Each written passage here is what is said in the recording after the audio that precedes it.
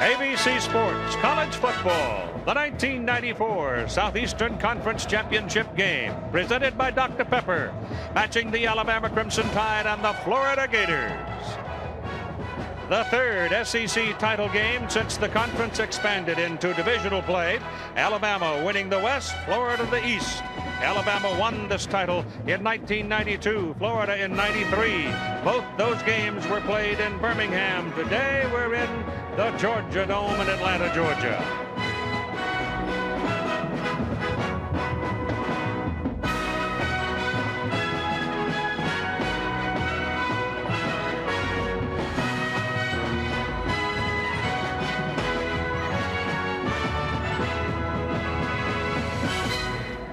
Hello again, everybody. Keith Jackson along with Bob Greasy, Lynn Swan reporting from the field. Bob, these two teams are coming philosophically from opposite direction. Well, as Keith, as you know, a lot of times a team will take on the personality of their head coach, and I think this is true in this instance. Gene Stallings is a defensive coach. He wants to be a conservative offensive team. He wants to win with defense, and he wants low-scoring games. Steve Spurrier, just the opposite. He likes offense, he likes blowouts, he likes high-scoring games, and that's what you have here today, two different personalities. Alabama with a remarkable record of winning close games.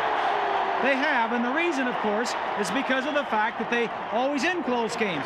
9 of their 11 wins this year have been by 11 points or less. The problem with that is it puts pressure on your quarterback, Jay Barker, 34-1-1. He's done a very good job. Yeah, he sure has.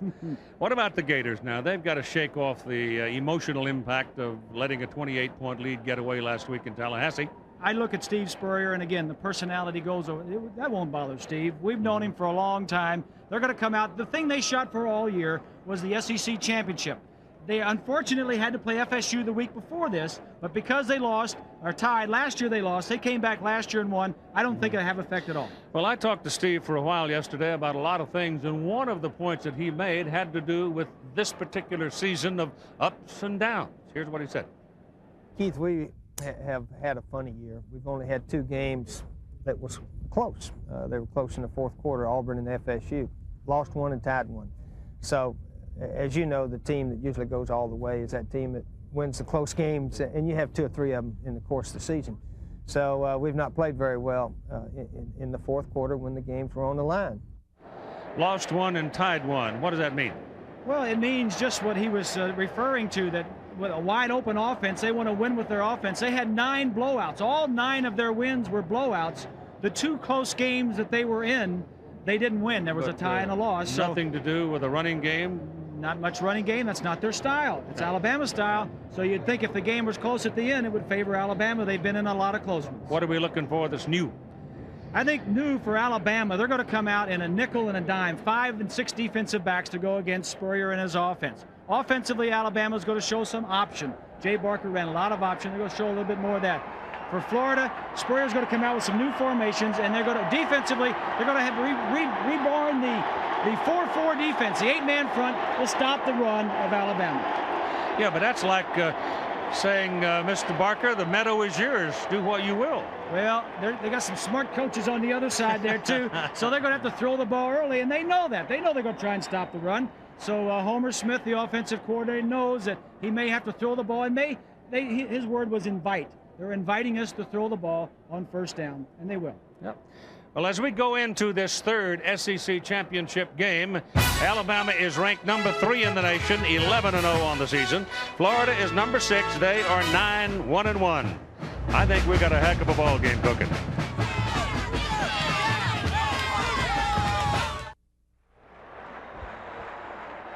The team captains coming to the center of the field as they make that walk. Let's join Lynn Swan. Thank you very much, Keith. In the stands today, under the roof of the Georgia Dome, you'll see nothing but red and white and the blue and orange of Alabama and Florida. And the SEC fans are not known for being quiet. It's a good thing we're under this dome, too, because the weather is starting to turn bad here in Atlanta, rain on the outside. Florida brings a great football team, offensive team into this game, and we know they love to throw the football. But one of the interesting statistics is they're a completely balanced team on offense. 392 runs, 392 passes. But will that running be for show, or will it be significant? What I mean by that is Florida's running always takes place in the second half when they're trying to hang on to that lead. Then they let their 2 freshman running backs take over. Now, each of those freshman running backs is averaging over 5 yards a carry. It's going to be interesting to watch them this afternoon. If Florida gets up to a lead early, will they kind of pull back, go to that running game? Can these young men make the big play and give some stability to this offense and eat up some time? One of the things we'll be looking for throughout this afternoon. Keith? All right, Swanee. Alabama has won the toss, and they have deferred to take a kickoff to start the second half of play. And we've just about finished the formalities in the center of the field, and we're just about ready to have ourselves a football game. Gene Stallings in his 5th season at the University of Alabama. He won 50 games faster than any other coach in Alabama history, with the exception of Frank Thomas. Steve Spurrier in his 5th season at the University of Florida with a record of 48-11-1. So he too has been on a record pace at the University of Florida. It was so many years that they hungered for an SEC championship in Gainesville. He's the man that brought one. He's the fellow who's brought a Southeastern Conference championship after they went into divisional play and took them to the Sugar Bowl. And he had a chance, he thought, this year perhaps to have a run at a national championship, but it hasn't quite worked that way. Obviously, since we are indoors at the Georgia Dome, we're going to play on a rug. It is sellout time. It's kind of like the old wheeze in the 7th game of the World Series. 8-0 tomorrow. You don't have to worry about being sore in the morning when you get out of bed. You got plenty of time to heal. William Watts will kick it off for Alabama. Jack Jackson and Reidel Anthony. Anthony is number 15. Jackson will be number 1. They are the 2 deep people. Jackson is the junior, the veteran, the accomplished one, and Anthony is a freshman. Watts is a sophomore from Pleasant Grove, Alabama. And here we go. Nice high easy bounce for Jackson to the 20, and that'll do it. And so here comes the Florida Gators. Danny Wuerffel coming out. Wuerffel 6'2", 212, sophomore, Fort Walton. Numbers for the year there are impressive. He did not start all the games, remember. He had only 5 starts. Looking at his career, which spans a total of 12 starts, he totals 38 touchdowns and more than 3,700 yards. He doesn't have the biggest cannon on the squad, but he's very resourceful and very bright when it comes to knowing where to throw the ball. Anthony is the man in motion for the Gators. The first play of the ball game. Wuerffel will throw it. Goes down at the 15-yard line. The sack by Bell Blackburn, a sophomore from Huntsville. And that's exactly the kind of a start that Gene Stallings wanted. The strength of both teams are on the field first. For Alabama, it's his defense. Blackburn getting his 3rd sack in the last 2 games. Number 44 in white at the bottom of your screen, going against Odom, number 74 right there. Tight end had him initially. 1 play, 1 sack for Alabama. And the ball is back at the 15 for a 2nd down and 15. They run it this time, breaking to the outside. It is Fred Taylor, the 214-pound freshman, and he moves the ball nicely up to about the 23-yard line. Elijah Williams and Chris Bilkey were expected to start, but it's Fred Taylor in there instead of Williams at the tailback position. The wide receiver, Jack Jackson, he is the man who has led this team in receiving all year. He's the big play guy. So it'll be 3rd down now and about 8. Wuerffel is back, lets it go. Ball is caught by Jackson, but he is short of the 1st down. Taken down at the 28-yard line. Good coverage by Brad Ford, a nickelback for Alabama. There'll be times when the Tide will play 5 and 6 DBs today. Well, that time they did, Keith. They had 7 defensive backs in there that time as Jackson is limping off the field. There are several Florida Gators who are pretty tender, including both of their freshman tailbacks. Shane Edge, the man with the long hang time, is back in punt formation, and Alabama now has taken a timeout. So Florida has to punt off its first possession, and we'll be right back. Steve Spurrier talking with Danny Wuerffel during the entire commercial, telling him what Alabama did defensively. They were in a 4-man line, a 3-man line. They had 6 defensive backs and then 7 defensive backs. They had a robber in the center of the field. It's going to be a learning lesson for the young Wuerffel today. Punt formation, chain edge, averaging better than 44 yards per punt. The deep man for Alabama is Todrick Malone. The kick is away. It's a good high one. And it is Deshea Townsend, not Malone. And Townsend steps away from it as the coverage was there. And it'll roll dead at the 24-yard line. Now let's go back to what happened at the end of that possession for Florida as Jack Jackson caught a pass and then had to be helped off the field. Lynn Swan have a story on what the condition was, but here is the play in which he was injured. Ball was thrown behind him a little bit. Nobody hit him, he just fell. Now Swanee. Keith, Dr. Peter Indelicado said it's a dislocated left shoulder. They're going to take him in, give him some x-rays, check him out, but that's the diagnosis, dislocated left shoulder. Keith? First play of the ball game for Alabama's offense is virtually no gain as number 20, Sherman Williams, out of the backfield, was running a little bit east and west there, trying to find a crack to pop through, and Kevin Carter took him down. So there's a gain of maybe a half a yard. Jay Barker, what a remarkable year he has had, and in fact what a remarkable career he has had with a record of 31-1. He has set school records in yards, attempts, and completions. 34-1-1 his record as a starter. Second down, call it 10. Barker gives to Williams, gets outside. And Hanks runs him down for the Florida defense at about the 30-yard line. Ben Hanks, number 11, the rover back or the outside linebacker, a very quick guy out there. Sherman Williams, of course, has a chance with a big game today to be the leading rusher in the Southeastern Conference. And it's been a long time since Alabama had one. You go back to 1971 and Johnny Musso.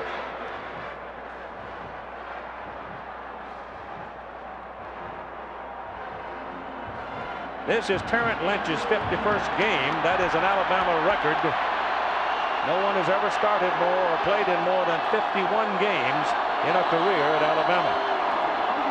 Here's Jay Barker on 3rd down and 4, looking for somebody. He's got a man at the tight end. It's open. It is Curtis Brown, and Brown is out there by himself. It's a foot race to the goal line, and Alabama leads it 6-0. Curtis Brown, 70 yards.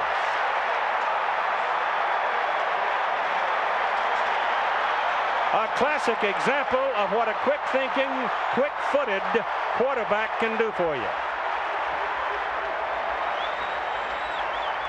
One of the things that Florida defensively wanted to do was keep Barker in the pocket. He gets out and says, watch this throw back to his left. Top left of your screen, on the run. Excellent throw between 2 defenders. You ask why Barker is 34-1-1 in his career. That's just a little example of it right there. Michael Proctor trying for his 98th consecutive extra point. It's good.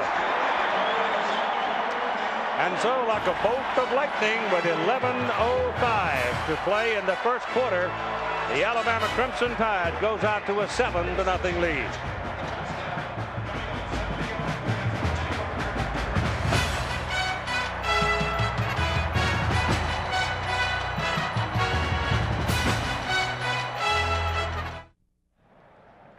CFA College Football on ABC Sports, brought to you by Dr. Pepper and your local Dr. Pepper bottler. Dr. Pepper is just what the doctor ordered. Russell Athletic. For really tough athletic wear that can survive anything, Russell Athletic. Get tough. Sharp Buchan, the new movement in camcorders. And Lexus, maker of the faster and roomier 1995 LS 400.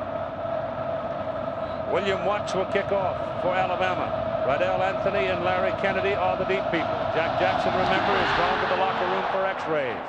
High, booming kick this time, way back into the end zone. It'll come out to the 20. Keith, let's go back one more time and take a look at the play that Jay Barker makes right here. Now watch as the containment is going to get sealed to the inside. He's going to get back to the outside. Now watch the bottom of your screen, bottom right, the receiver's covered. Now he works inside, throws his arm up. Look at the throw that Barker makes. Between, safe throw, he knows he can get it in. He's got poise, he's got confidence. He's outstanding. I'll just, you know, the whole theme of the way this thing started, the passing team didn't get anything done. The running team threw for the touchdown. Florida without their All-American receiver. So it's first down. The Florida Gators and the crowd noise as Danny Wuerffel changes the play at the line of scrimmage, and they give it off to Elijah Williams, who is in for this series at tailback, and the freshman from Milton pops in there for about 2 yards, maybe 3. Dean Golden is starting at right guard today for Florida because Donnie Young is out of the ball game and will not be in it. He did not dress, and I'm not even sure that he's even here. Didn't come as an official member of the team. Second down and 7. Wuerffel throws it. Sideline. Anthony is over there. He's very quick, very difficult youngster to get a hold of. Long-legged, 6 foot, 170. And Sam Shade finally corrals him, but he's got a first down. The defense, as we've lined it up here, this is the way we think we're going to see them quite a bit today. Damian Jeffries had a huge ball game against Auburn. Michael Rogers and John Walters get the call in a 2-linebacker circumstance. And the secondary, we show you the nickel back there, Cedric Samuel, because we know you're going to see 5 of them a lot, and sometimes 6. They play 5, at least 5 every down. So it's first down for the Gators. The ball out at the 31, handed off to the running back, slapped in the middle, belted down. Elijah Williams loses 2 yards. Number 78 able to get some pressure there. That is Ozell Powell, a big sophomore for Alabama from Greenville. Gators have got to be in a small state of shock here, Keith. Losing your All-American wide receiver on the first series of the game. They've already playing without their starting right guard, Donnie Young, who started every game this year. So already without 2 of their starting offensive players. Let's call it second down and 13. Wuerffel having a little trouble under pressure, can't get an accurate pass away, and it'll be third down and 13. Again, it's Ozell Powell putting the heat on. Now, I don't know how many of you in California have ever heard of Ozell Powell. I hadn't heard much of him either, but something's happened toward the end of the season where this big kid has stepped up. Well, that's Jeffries, 91, who plays right next to him. But the other problem that the Gators are having is that their quarterback, Danny Wuerffel, has got some clouds in his head right now because of the defense of Alabama. He's a little bit confused. He'll be all right in a series or 2 when he gets it straightened out. On 3rd and 13, he's back to throw, and down he goes. His arm was going forward, but I've seen nothing about an incomplete forward pass, and now we do. It is Darrell Blackburn. Now remember, Darrell Blackburn is another sophomore who came on at the end of the season, emerged in the Auburn game, and played well for them. So we're seeing the babies play very well here late in the season. Well, this doesn't tell you the story for Wuerffel right here. He knows he's got pressure, but there are a lot of guys dropped off in that secondary that are covering a lot of his receivers, and he just has nobody open. Shane Edge is back in the punt. Tough beginning for the Gators. No pressure on Edge, and it's another booming kick. The first one was 48. It is fielded by Deshea Townsend. That kick travels 52 yards and no return. He has evolved in that series. The Raiders used to be the dominant team, and now the Chargers. Bobby Beathard doing a great job out there. They hit some bumps in the road lately, though. Yes, they have, but they've recovered, too. It's on the 19-yard line. Sherman Williams, and in the backfield behind Barker. Williams has the ball, bumps into his own man, slips and slides around, and loses 2 yards. So he got up there and he ran into Joey Harville and tried to turn back inside, and there was no place to go. That's a good, pretty good offensive line now. It wasn't so good when the season started. So it's been a year of molding that group of people into a cohesive unit. probably played their best games the last 2 games, Keith. Second down and 12, and mix up on the snap count because one of the Alabama wideouts, Chad Key, number 19, took off downfield. There was movement on the interior, and you got your first flag of the game. The referee today is Dick Burleson. He wears 2 stars on his shoulder. I'll have you know. Offside defense. Defense is offside on the play, so the Gators make another mistake in the early going. Alabama is the least penalized team in the Southeastern Conference this season, and one of the reasons is they practice with officials. I mean, they go out there, striped shirts and whistles and work that. I think that's a great idea. And the most penalized team are the Gators, the team on the other side of the ball. Second down and 7 after the penalty.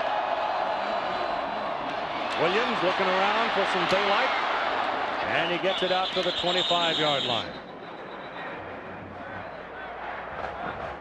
The Florida defense best in the conference against the run. We highlight Ben Hanks because of what Homer Smith said. The offensive coordinator says he's the guy that makes the tackles. We've got to have to get a guy on him. He leads the Gators in tackles, and the free safety is second. Michael Gilmore is right behind him. And the free safety was the man who had stepped in a while ago on the touchdown play and was looking to come support the run, and the man got away from him. That is Terrence Lynch coming out of the backfield, making the pass reception and picking up an Alabama first down. Barker made that play, Keith. He almost was sacked, stepped up in the pocket. He only played 1 year of high school quarterback, and that was as an option quarterback. He has gotten better and better and better as his career at Alabama has progressed. Ball is on the 36-yard line now, where it's a first down. Alabama leads the ball game 7-0. This is their second possession. Nothing doing for Sherman Williams. Dexter Daniels, the inside linebacker, put the hit on him. Lawrence White, the strong safety, was blitzing on the outside and turned him back in. Number 4. Well, we talked about what Steve Spurrier's defense. Look at the 8 Gators right up here on first down. They're going to try and stop the run with 8 men at the line of scrimmage. It's tough to run against that little defensive scheme.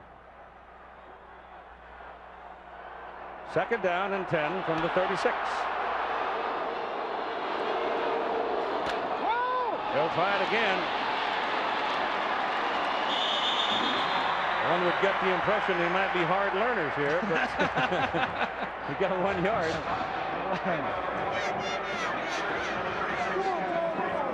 Johnny Church, number 40, made that tackle for the Florida Gators.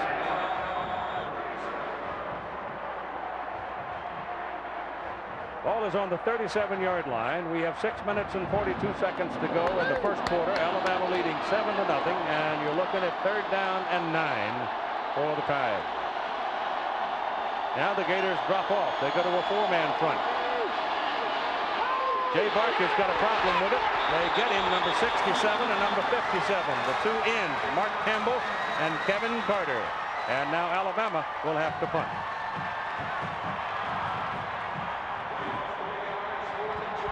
Here's a look at number 57, Carter. He leads the Gators in sacks, coming in with 11.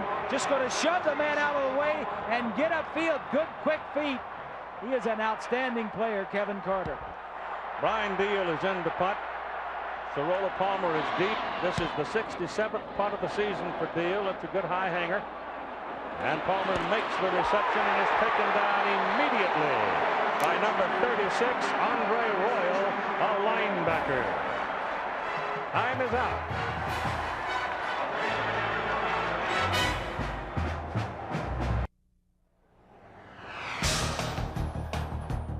In the first SEC championship game in 1992, the score was tied at 21. With 3:25 left to play, quarterback Antonio Langham of Alabama stepped in front of a Shane Matthews pass, went 26 yards for the winning touchdown. The Crimson Tide went on to the USF&G Sugar Bowl, won it, and won a national championship. 28-21 was the score. All right, Florida comes back to the attack. You see the time, 5:46 remaining in the first quarter. Danny Wuerffel back to throw, steps away from the pressure, throws a hummer. It is almost intercepted. Tommy Johnson almost took it away from Reidel Anthony. And if you're going to throw in a neighborhood, you might want to stay out of Mr. Johnson's neighborhood because he gets an awful lot of those errant things. More news on Jack Jackson from Lynn Swan. Yes, Keith, Jack Jackson's dislocated left shoulder was popped back into place. They decided an x-ray was not necessary for the moment. They're icing it down, and if he has enough strength in that left shoulder, they'll let him come back into the ball game. Keith? All right, second down and 10 as Wuerffel goes with a little better protection. This time the ball is caught by Anthony. Beautiful pass by Wuerffel. Big play for Florida. It worked against the freshman cornerback, Deshea Townsend. Well, Anthony is the guy that has to take the place of Jack Jackson. Watch him now as he's going to run straight down the field. All four receivers go straight up the field. Quarterback picks out usually one of the two inside receivers. That's just a good throw. And Anthony, a true freshman, did a nice job of getting some separation so the ball could get in there. Fred Taylor, the single back now. The ball at the Alabama 36. Florida mounting its first threat of the game. They've been an unsettled looking team, but looking better in this possession. The ball is thrown in the direction of Anthony again, but it is over his head and it is incomplete. Tonight on the ABC Family movie, Gene Wilder, and a classic that the whole family can enjoy. Don't wear a white sweater though, because it's Willy Wonka and the Chocolate Factory. A delicious holiday. It's a great picture. It really is a cute picture. Followed by The Commish, all tonight here on ABC. Gene Wilder and Jack Albertson. That was a really fun picture. You got a problem with a white sweater? Yeah, well, you get spots. Danny Wuerffel throws. It is complete. It is knocked loose from the receiver. He's not down, is he? They're calling him down. The ball was separated by Tommy Johnson from the grasp of Sean Nunn. Well, he wasn't down. He was either. And then they throw the ball down there. Let's take a look at it. The tight end is Nunn is going to run an out route, and the wide receiver's coming in. Well, you can't tell anything from that Not shot. from that angle, no. Yeah. Doesn't matter. That's where they put it in play at the 33-yard line, where it's 3rd down and 7. Saw the line judge coming in to make the call. A lot of folks disagreeing with it too. Wuerffel to the sideline. He's got Anthony over there. He steps away from one. He may have his first down. He's very close to it. He got away from Tommy Johnson and got just enough out of it on the second effort to pick up what appears to be the first down. Reidel Anthony, number 15, as I mentioned, a true freshman. He's going to get a lot of balls, I think, because of the absence of Jack Jackson. He's probably going to be the next great wide receiver at the University of Florida. You see Deshea Townsend go right for the ball. Almost pulled it loose. Came into the game with 22 receptions, and 4 of those were for touchdowns.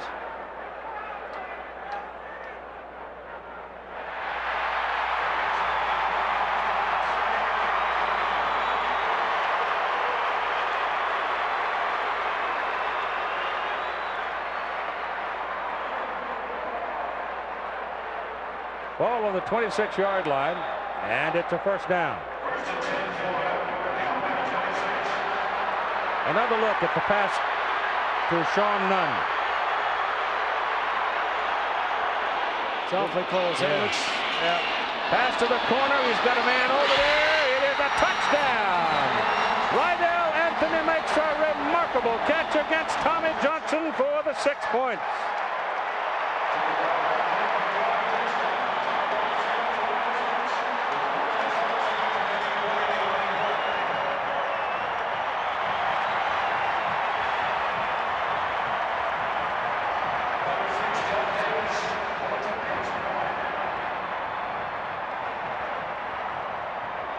What a great throw by that young man right there.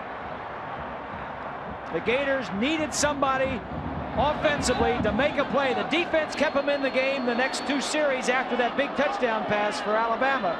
And now the offense is struck, and Anthony and Wuerffel made the plays. Judd Davis with the extra point. It's good. So at 4:07 to play in the first quarter, we're tied at 7.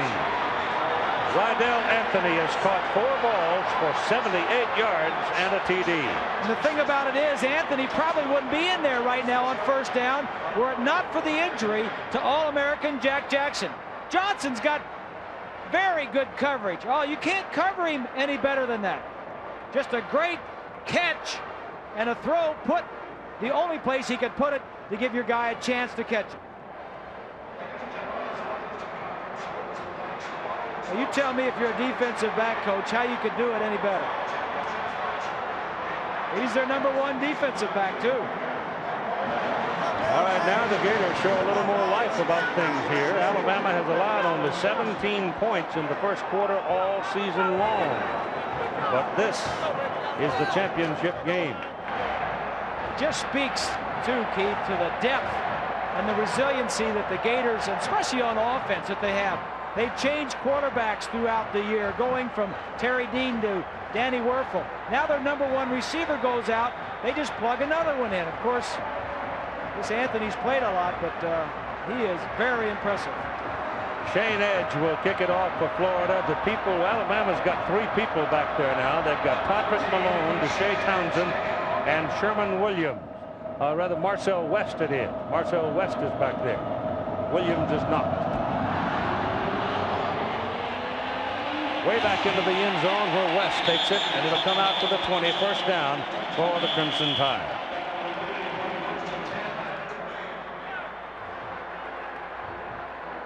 We have one thing we have are some good kickers in this ball game, Keith. We have the best kicking games in the country. 4 really good kickers, place kickers and punters.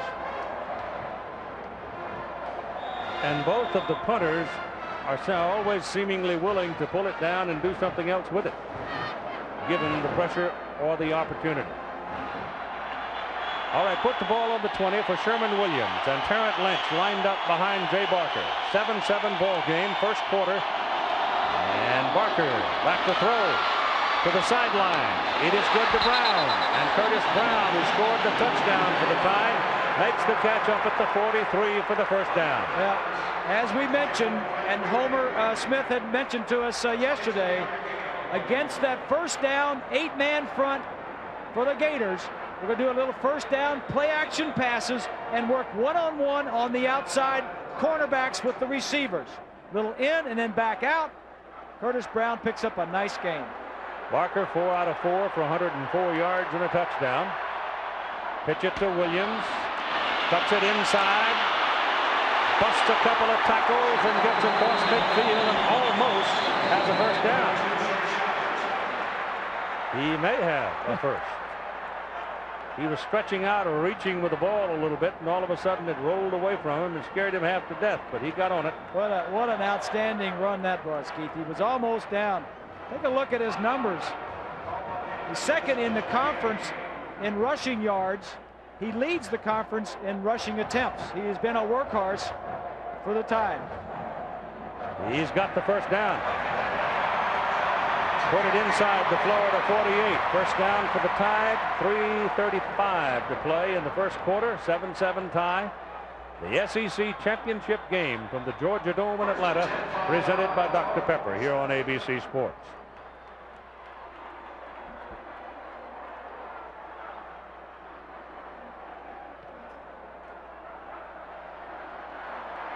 Let's see what the Gators do now with that 8-man front on first down. They've still got him in tight. Williams bounces outside off the fake, and they try the reverse with Patrick Malone, and Malone will not get much out of it. It was a little slow getting started, and Florida had a lot of people up in the general area, and they were able to react to it. Well, it's a common known fact that the Tide like to use trick plays. Every team you talk to that goes against the Alabama Crimson Tide, and Gene Stallings, you see once a face mask on it, the first thing they say, a lot of trick plays, a lot of gimmick plays, a lot of reverses. At the time, the Gators were ready for it. Second down and 4 as Malone gains 6. Williams. That's a first down. Sherman Williams, at 5'10", 186, the senior automobile, was not that kind of a slashing north-south runner his first 2 years. He started to become that kind of a running back in his junior year, and he's arrived as a senior. Actually, Keith, he came as a wide receiver. Yep. He is an excellent receiver. In fact, he came into the ball game with 17 receptions on the year. But he is, I think they got him in the right spot. Yep. Put the ball at the Florida 37 now, and a first down for Alabama. Jack Jackson. Dislocated shoulder. Popped it back in. Iced it down. There's the option. Williams has got a little hole. He can make a little hole into a big hole very quickly. That's another first down. The big block came from Terrence Lynch, the fullback. Well, that's the little thing that we were told might be a little new, a little option. Here's a fullback, Keith. Watch the block that he's going to get. Right on the outside, right there. Quarterback takes the defensive end, and he just outruns Ellis Johnson, number 61. Up man, Lynch gets a hold of the ball. Breaks loose, breaks a tackle, goes to the 10. That's another Alabama first down.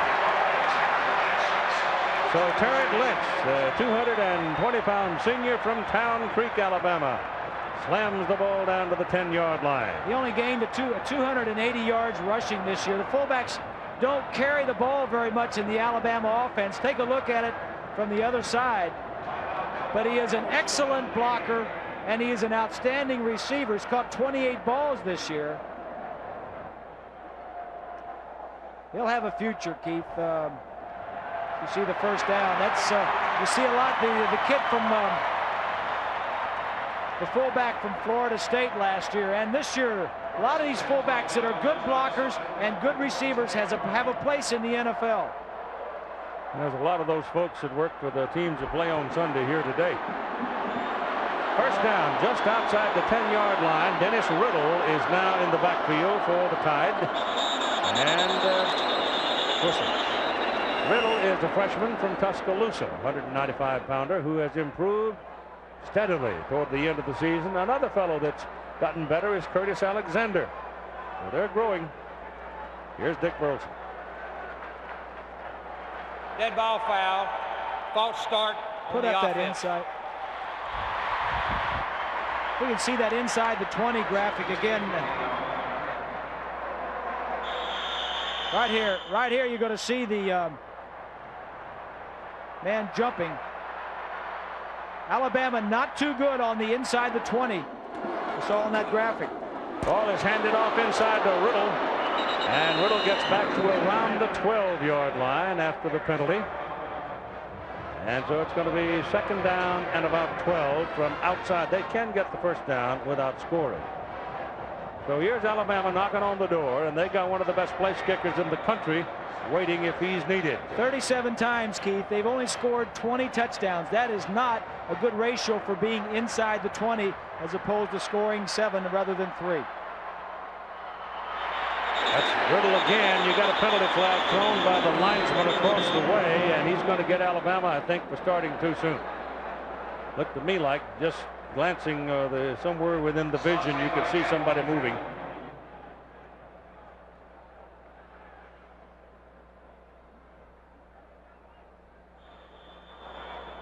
You got a Florida man shaken up on the field. Here's the penalty. False start on the offensive left side of the line. 5-yard penalty. They went too soon. Florida man is hurt, so Alabama's now shooting itself in the foot down here. It's gotten pretty ragged on the last 3 plays. That is Ellis Johnson, defensive left tackle for Florida, who is down on the field.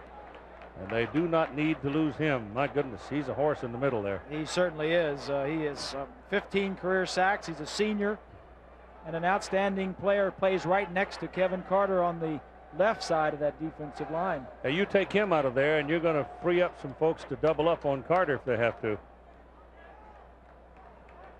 Well, they're trying to pump some wind back in him and see if he's all right.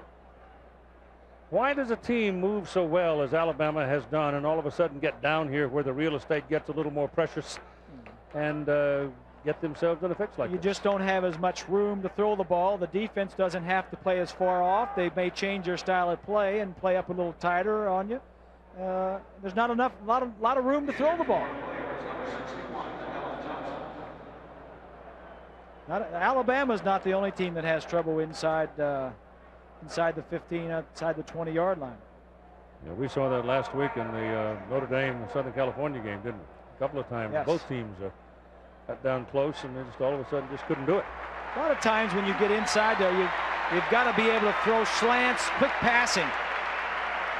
Looks like Ellis Johnson, they can pump him up and send him back. He's walking off with some freedom there, so it looks promising for the Gators. We mentioned the 2 injuries on offense with the right guard Young and Jack Jackson, the wide receiver. They're also without Anton Lott, their starting cornerback, who has injured a shoulder last week against Florida State and is not playing today. We're coming toward the end of the first quarter. We're coming up on 15 seconds to play. You've got Sherman Williams in the backfield now, replacing Riddle. Pressure's on Barker, and he's taken down behind the line of scrimmage, back at the 25-yard line by Mark Campbell. Campbell, the defensive end from the top of the picture, got loose and came storming in, and time has expired in the first quarter. So after one, we got the kind of a dogfight we thought we'd have. It's 7-7.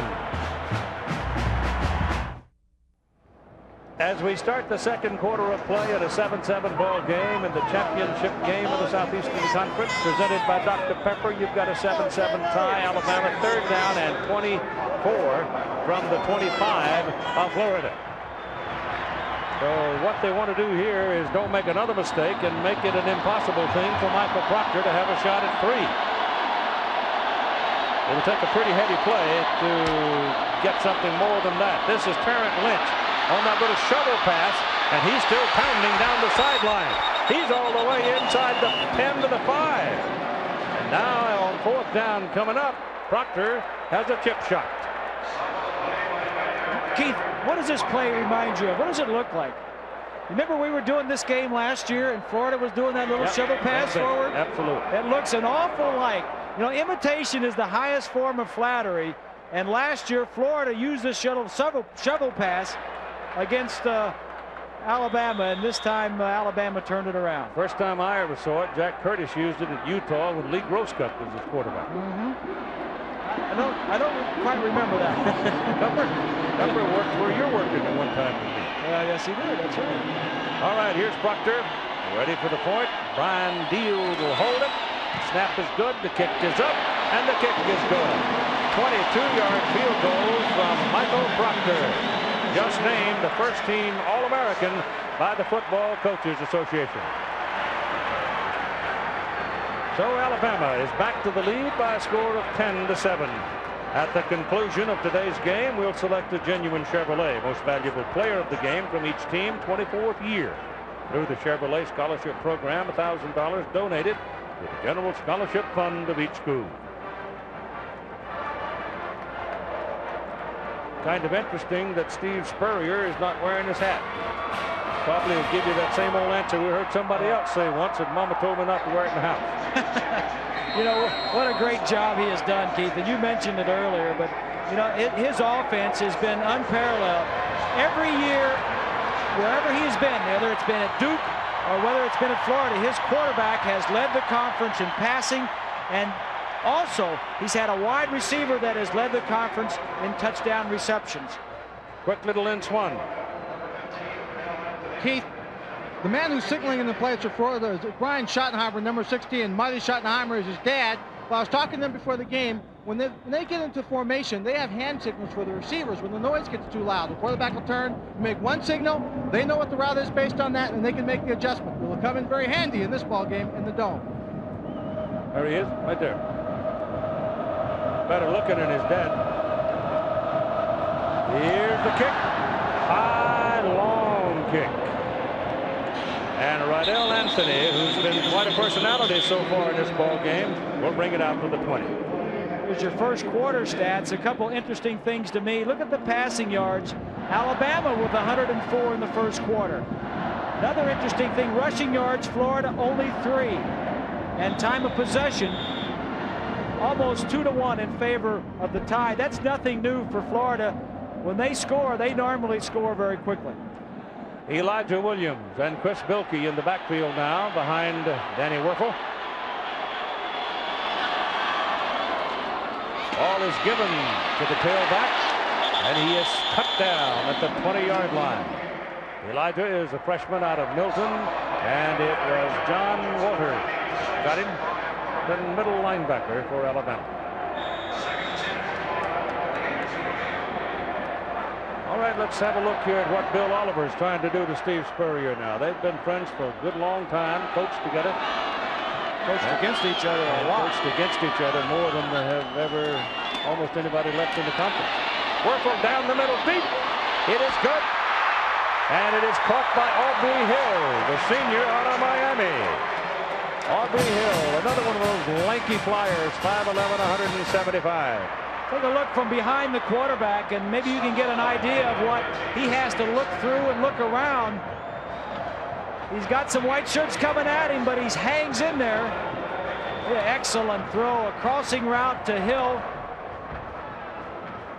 That gets the Gators out of the hole. Up to the 44-yard line for the first down, and Fred Taylor checks in at tailback for Florida. Man playing in the middle of the field defensively for Alabama at free safety is Willie Gaston. That linesman on the other side of the field, he's been busy today. He's the only one that's thrown in the flags. Maybe he doesn't have any pockets. Might be. Dead ball foul, illegal substitution, 5-yard penalty against the offense. What that normally is a substitution coming in or leaving real late. You've got 12 men in the huddle, and you may have taken one off, or your receiver or one of your players may not have been on the field within the numbers. Steve says that's pretty picky. Ball is back inside the 40-yard line. First down and 15. Something like that. Wuerffel back, and again you got whistle. And it might have been a merciful thing because Jeffries and Kelvin Moore were both loose and had Danny in their sights. Alabama is charged with a timeout. So they'll have one left. 10-7, the Tide lead. All right, we come up on a first down and 15 for the Florida Gators after that penalty. The ball is just inside the 40-yard line. There are 6 defensive backs on the field for Alabama and 3 down linemen. Florida's got 4 wide receivers. Wuerffel is back. They get some pressure on him to pass. It is caught by number 21, Fred Taylor, out of the backfield, and he just not quite 5 yards on the play. Brad Ford took him down. Got good pressure on the quarterback with just 3 defensive linemen rushing, and that was because the man from the outside got upfield and Wuerffel didn't step up in the pocket. When Van Bowden was hurt for Alabama, Darrell Blackman got a chance to play.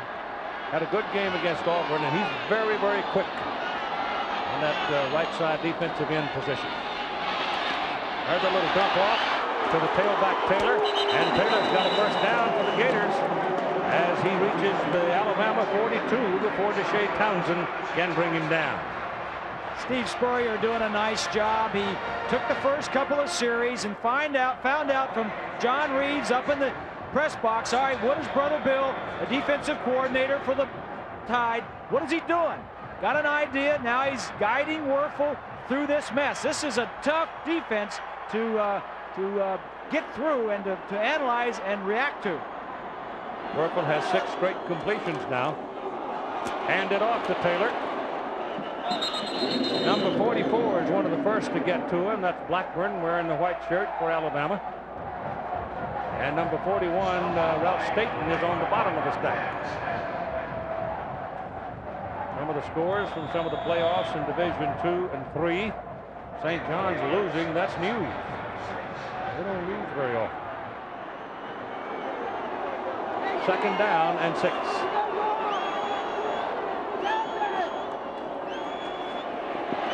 the blitz coming, but got the pass off before it, and making the catch is Anthony. That's 5 receptions now for Anthony, and he's got another first down for the Florida Gators inside the Alabama 30. So what is one man's poison is another man's fruit. Well, Jack Jackson gets a dislocated shoulder, freeing up Reidel Anthony to step up into Jackson's position, and he's having a harvest.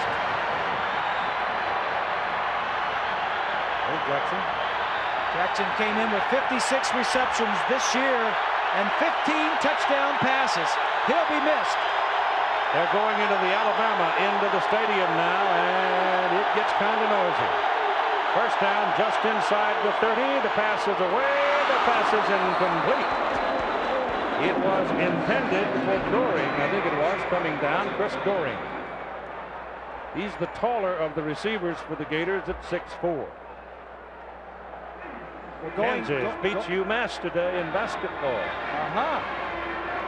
Going to our right toward the Alabama end zone, Keith, will be very tough for Wuerffel to check off. So whatever he calls in the huddle has got to be good for any defense they show him. Second down and 10.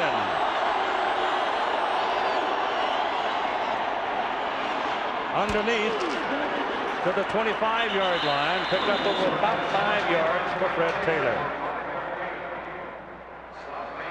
Wayne Rudd and Ralph Staten, linebackers, make the stop. That's how quick some of these guys are. Staten was up on the line showing blitz. Yeah. And then all of a sudden he's 8 yards deep and protecting. Staten is the second leading tackler on this team. He missed 3 games with a thumb injury. In fact, had some surgery on it. Third down and 5. Hand signals to the wideouts.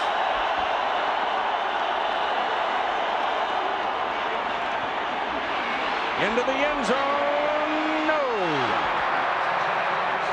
Sorolo Palmer, covered by Willie Gaston.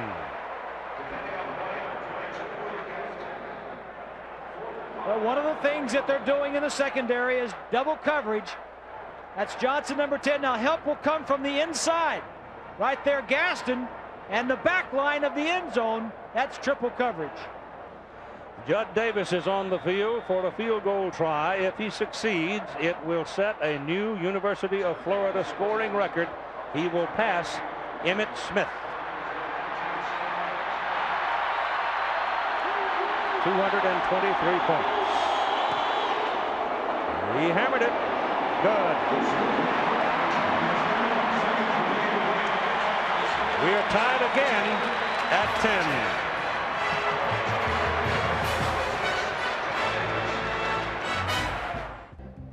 Mama did a nice job, didn't she? She sure did. I was impressed. Me too. I was impressed 43 years ago. I bet you were. I just don't understand her decision. High, long kick. Way back there. It'll come out to the 20. Marcel West wanted nothing to do with that. Tomorrow, ABC Sports brings you final round coverage of the J.C. Penney Classic. Robert Gomez and Helen Alfredson are in the lead as the men and women pair up and shoot it out in a $1 million showdown. That's tomorrow at 4 Eastern, 3 Central, and Pacific here on ABC Sports. I was kind of rooting for Gundy and Jim Albus. Joanne Carter. We knew her as Gundy when she was a stripling of a lad hitting it 300 yards. Yes, up in Kirkland, Washington. The newest record setter right there. Judd Davis. He'll be working next year on Sunday. Slanted at the right side for Sherman Williams. And Sherman will pick up a couple of yards on the play. Nothing fancy about it, but it wears on you. Behind the offense, little toss to the right. Watch Terrence Lynch, number 45. See if he gets a block. Yep. He very seldom doesn't. Yep. We're told, Keith, that Michael Gilmore, the free safety for the Gators, is out with a knee. So we'll watch for his return. Maybe he'll be able to get back out. Williams tries to cut this one back, and he cuts it right into Ellis Johnson, who has returned to the lineup after having a strained left arm, elbow. But he's back in there taped up, and he just made that tackle. ball is up just beyond the 22 now. And you're looking at 3rd down and a long 7 for the Tide. A 10-10 ball game at the Georgia Dome in Atlanta.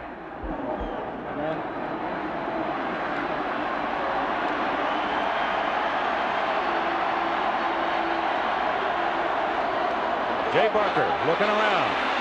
Oh, look out for that one. It is intercepted by number 24, Fred Ray. Fred Wary, a redshirt freshman from Jacksonville. He waited too long. He had him for a minute. And he took that little hitch, and that's what. Let's go ahead and run this for a second. I'll stop it down the road a little bit. Watch Barker. He wants to throw to the top of the screen. Now stop it right there. He's looking over here. Now watch. Run it a little bit further. Now I stop it again. Now he's looking here. That's his second choice. The interception's going to go around here when he tries to throw it late. That's his 3rd choice. He got there a split second late. And Florida is cooking at the Alabama 29. Wuerffel trying to cash it quickly. Gets some pressure. Dumps it off. Incomplete. Bilkey, the fullback, was the dump off, but he couldn't get to it because Danny Wuerffel was being smothered.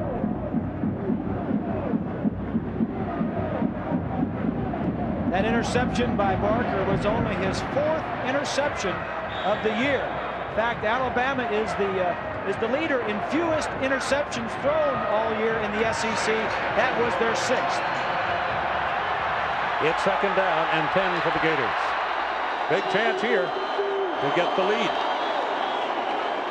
Pressure from the backside. Ball thrown to Anthony on the sidelines, and bellying right up to him is the freshman Deshea Townsend. And they go nose to nose and out of bounds. So it was a freshman matchup there. It'll be 3rd and a long 2. There's Marty Schottenheimer's son, number 16 right there. Lynn talked about earlier. Bryant. Fred Taylor is a single back. He doesn't figure to run it, though, not here. There's that quick pass. It's intercepted. Only Danny Wuerffel can keep him away from the touchdown. And he does it. Deshea Townsend.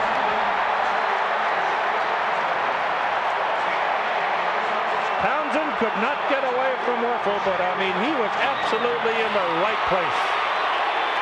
That's 86 interceptions in 58 regular season games for Alabama. He wanted to get it on a little stop out here, but watch as the defensive back Townsend's going to read it all the way. Watch the top of your screen. 3 steps, throws it to the outside. Townsend reads the drop of the quarterback. He wasn't looking at the receiver. He was looking at the quarterback. 1, 2, 3, and throw. He read the drop of the quarterback. Townsend is a true freshman. An outstanding play for a kid that young. And it's 1st down at the Florida 42-yard line. This is Sherman Williams picking up 1 yard. But it's quite remarkable on that 58 interceptions, whatever that number was, and 86 interceptions in 58 regular season games.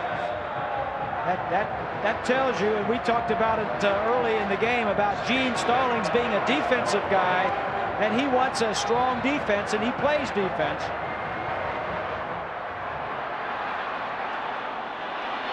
Second down and 9 for Alabama as they have it going the other way. This is Sherman Williams looking around for some daylight, and there isn't much. So it'll be 3rd and long. That's basketball next Saturday here on ABC Sports. UMass was defeated today by Kansas. They'll be playing Maryland. Michigan State will be against Nebraska. Regional coverage live at 2 Eastern time, and then come the Diners Club matches, Arnold Palmer and Jack Nicklaus. And the golf's other top players as a series of Diners Club matches begin all next Saturday here on ABC Sports. Put it on the 39-yard line, make it 3rd down and 7 for the Tide.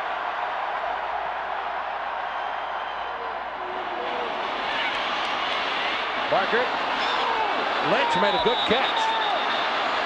Now they're going to say that same linesman. Same guy makes that call. on the other side of the field. He tried to one-hand it, and he did it. I think it made. That was a good call. Yeah, I think this is going to be a good call. It's a good call, yeah. This time Barker comes out to the man. It just ran wide. See, the ball hits the ground, and a nice call. He's had about 3 tough He ones sure has. today. Brian Deal is in the punt now, and he's just going to try to pooch it up in the air and kill it deep.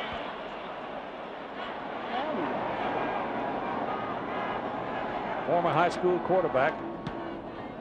And he hits that knuckleball, but it bounces on into the end zone. He's got to hit it high, and he didn't get enough air under it, and it'll come out to the 20 for Florida.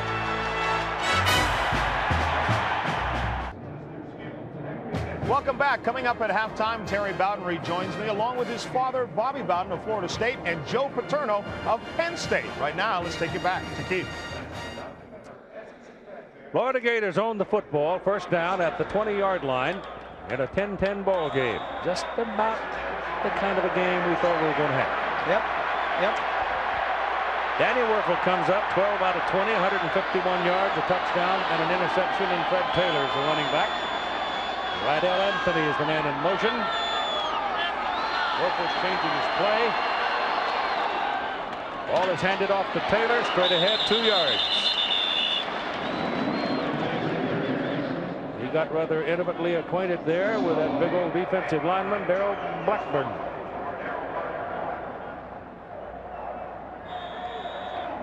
Blackburn was an ex-linebacker.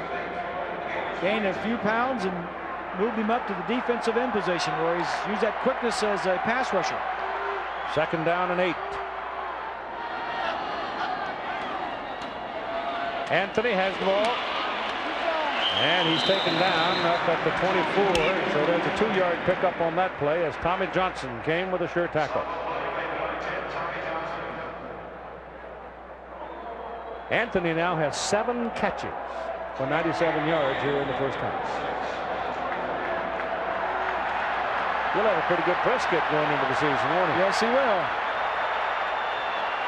Florida 1 out of 5 on third down conversions, and oh my goodness, look at this. Whistles had long since blown, however, as Deshea Townsend stepped up and figured that play perfectly. Alabama had the timeout, and that's the last one of the half. Go back and take a look at the last play. The reason Alabama called a timeout, go ahead and let it run. Florida gave him a new formation. There's 3 receivers out here. There's 3 down here at the bottom. And the whistle blew. They didn't know what timeout. When Gene Stallings saw that Townsend had intercepted, he says, "Who called timeout?" Might have gone the other way, though. That's true. Strange formation. It's always the best thing to do. Third down and 6 from the 24. Tide showing blitz. Staten backs out now. Takes off against the run. It's a reverse with Reidel Anthony carrying, and he's taken out of bounds a yard short of the first down. Boy, that kid can run. It'll be 4th down and 1. That last formation, though, Keith, that Steve Spurrier had for the Gators, when he broke the huddle, 3 wide receivers on one and 3 wide receivers over. You know they've got a special player or 2 lined up from that formation. That was probably a once a game type of thing, and I don't know if we'll see that formation again or not. Let's see if they go for it. Alabama's blocked 9 punts this year, 9 kicks. I guess some of them will place kicks. No pressure. Ball is away. It's a low line drive, though, and some room to run for Townsend. If he can get a little help on the corner. And goes out of bounds at the 44-yard line.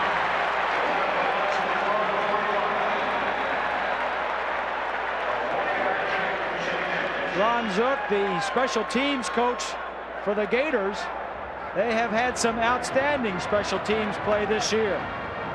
That's a 24-yard return off the 40-yard punt. Alabama knows they've got a return set up to our right side. I'll tell you what, I see a couple of pretty good-looking freshmen. This kid Townsend and Reidel Anthony. I think I'd start my team with those two. Let's call it the 45-yard line. It's almost touching there as Barker is swarmed on behind the line of scrimmage and taken down at midfield. Ball came out, but he was down. Oh, they're calling it an incomplete pass. Is that what it is? Okay. Incomplete forward pass. From the other side, I think it's going to be Hambrick, number 42. Yeah, on the outside right there. Gets in, gets a piece of the sack. I don't know about that. Got away with one. Now we got the Gator fans at the left side of our Steve. Wait a minute. He saw that on the screen at the end of the stadium. Second down and 10 from the 45. Terrence Lynch sure wasn't going to go anywhere because he ran into big old Henry McMillan. And he just bounced. It's that little shovel pass that worked for him earlier in the game. Florida defense is tough. You're not going to jawbone with them too long. You're going to have to look for a way to fool them a little bit. Steve's got to get a little bit of amusement, at least, out of that shovel pass that Barker and the Tide are using this year. It's third down and 12.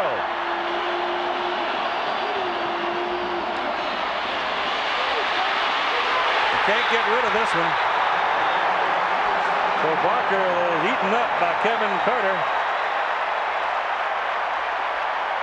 And gets up sort of deflated. He looks like he might be hurt too. Yep. Yeah, he is hurt. Take a look at Carter. He's already has one sack. It's a little game. He's being held by the offensive lineman. Still beats that. It looks like he fell on his right shoulder. Yep.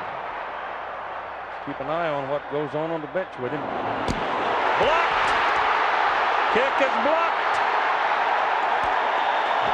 Well, both teams had blocked punts coming in. Gators had blocked 4, and as you mentioned, the Tide had 9 blocks coming in. Sam McCorkle got it for the Gators.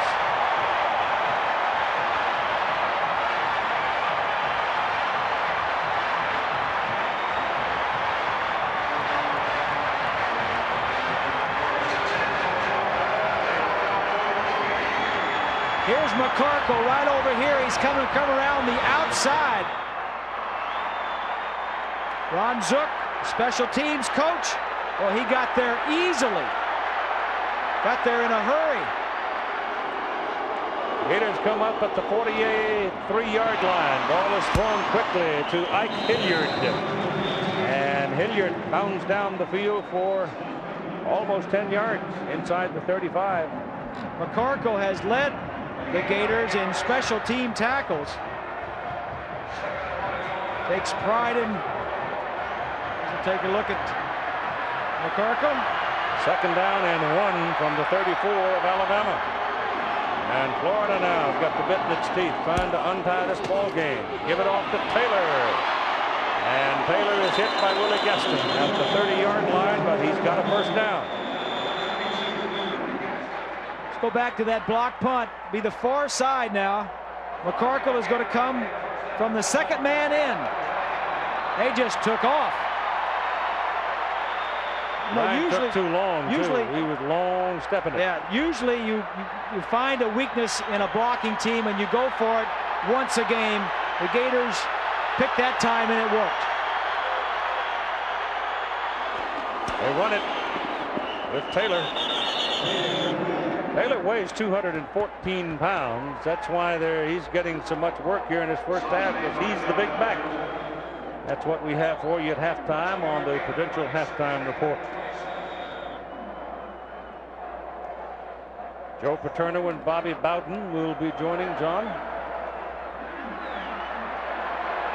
2 minutes and 59 seconds remaining now. Terry Bowden has been with us all day. Wishing he was down on the sideline, I'm sure. The pass to the end zone is incomplete. Willie Gaston had a chance to intercept it. Ike Hilliard was down with double coverage underneath Gaston, the free safety, coming over to help Deshea Townsend, and had a chance to intercept it. Well, what are they doing now? Well, they're coming with blitzes. They're bringing 3 of the linebackers. That's 7 people that are coming. 4 defensive linemen and 3 linebackers. Wuerffel knows he has to get rid of it. Gaston almost picked it off. One of the interesting points with Bobby Bowden, who will be on at halftime, is he's going to play the winner of this ball game in the USF&G Sugar Bowl. Here's Florida State Seminoles. It's 3rd down and 8. Wuerffel throws underneath again. It goes to Taylor, breaks a tackle, breaks a second tackle, picks up a first down for the Gators at the Alabama 15-yard line, 16-yard line.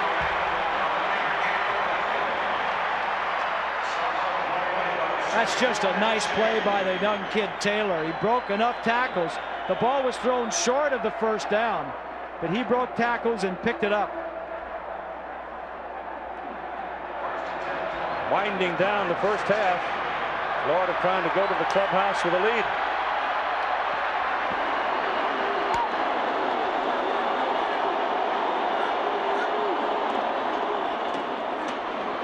Underneath again, it goes to Taylor, the tailback, and he's inside the 5. 1st and goal for the Gators. You can't cover them all, not when they flood you with that many wideouts. It's man coverage from the other side of the field. The linebacker covering the back. You're going to see it as they come into the screen. The back just ran a circle. It's going to be coming right at us. He had just ran by Walters, number 90. That's tough coverage for a linebacker on a scat back. So it is 1st down and goal for the Florida Gators, and Taylor is the tailback. Now he backs up a little bit, figures he'll get the ball here, and he does. And he's to the goal line, but does not score. Sam Shade came over and kept him out of the end zone.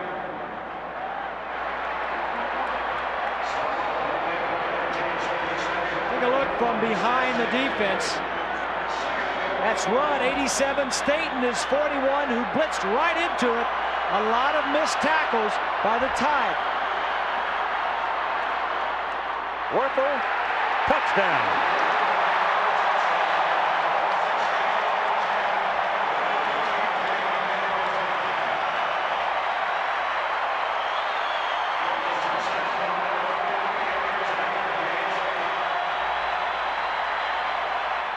Well, they convert the block punt into a touchdown. Yep. Make a break, take advantage of it.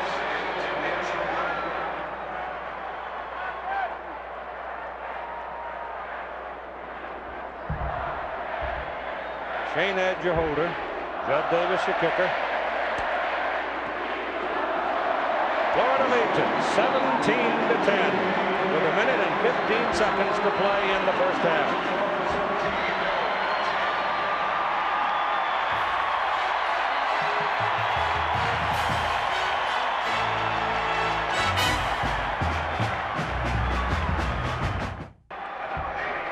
Florida will kick off to Alabama now at the Georgia Dome in Atlanta, with Florida leading 17-10. Alabama will take possession with 1 minute and 15 seconds to play in the first half. They will have no timeouts to work with. After the block punt, 8 plays, 4 rushes, 4 passes.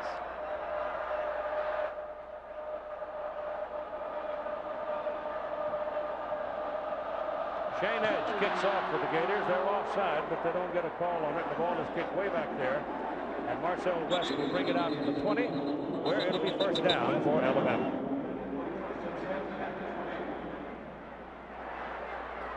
Looks like Jay Barker's all right. He must just have bruised that shoulder, but he was in pain coming off. We'll see how he throws. Let's see what the Gators decide to do now. They went through the horrifying experience of prevent last week in Tallahassee. Bobby Pruitt, their new defensive coordinator.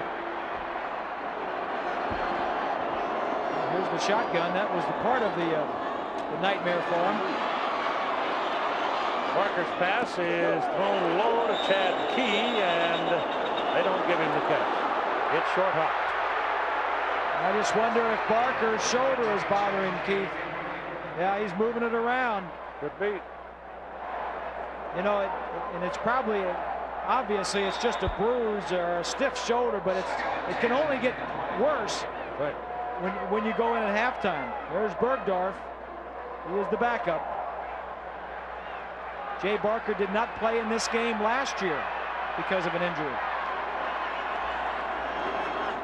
Sherman Williams. And with the clock ticking away now, we go inside a minute to play. Third down coming up. And here's 20. Okay, Jay Barker came over to the sideline, and I talked to the trainer, Bill McDonald. He said he just bruised it when he hit the ground, but there's nothing serious. He warmed up, just kept the shoulder warm by throwing on the sideline. I think the one thing we have to watch is not so much that it's a physical problem, but it becomes a mental problem. If he starts thinking about it, if he's concentrating too much on whether or not the shoulder is really hurting, he's going to throw the ball in the ground. He's not going to be very efficient. He ain't going to have much time to think, Swanee. Not with those Gators trying to kill him. Hand it off to Williams. Nope. And look like Alabama's content now to go on into the locker room at halftime. Now, Steve just took a timeout. Florida just stopped the clock. Yeah.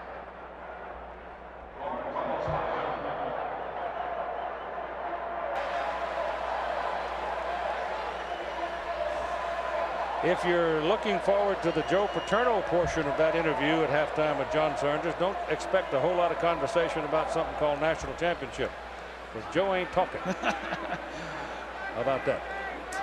He had a great year, didn't he? Oh, boy. Yep. It's Nebraska's national championship to lose. I don't think there's any question about it, because the Huskers are ranked #1. They got a great football team. If they go down to the Orange Bowl and beat Miami, they're going to win. Not a whole lot of mystery. Fourth down. And 5 now for the Alabama Crimson Tide. What a great job Spurrier has done getting these troops of his back and ready to play. You know, there was a question about after the big loss last week to Florida State, the 28-point fourth quarter that ended in a tie. Would he get these guys back? Could they come in here and play? And then to make things worse, he loses his All-American receiver, Jack Jackson, on the first series of the game. Alabama takes their first drive on a long pass and goes in to score. And the Gators are ahead going into halftime. They got 10 of them up there. They're going after Brian Deal, but he gets this one out. Kind of shanked it.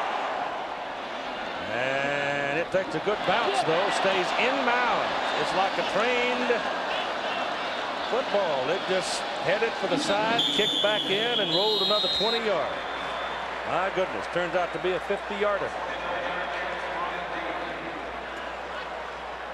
Stick a fork in it, guys. It's alive. It's got a mind of its own. 26-yard line. And you have time remaining. 2 seconds.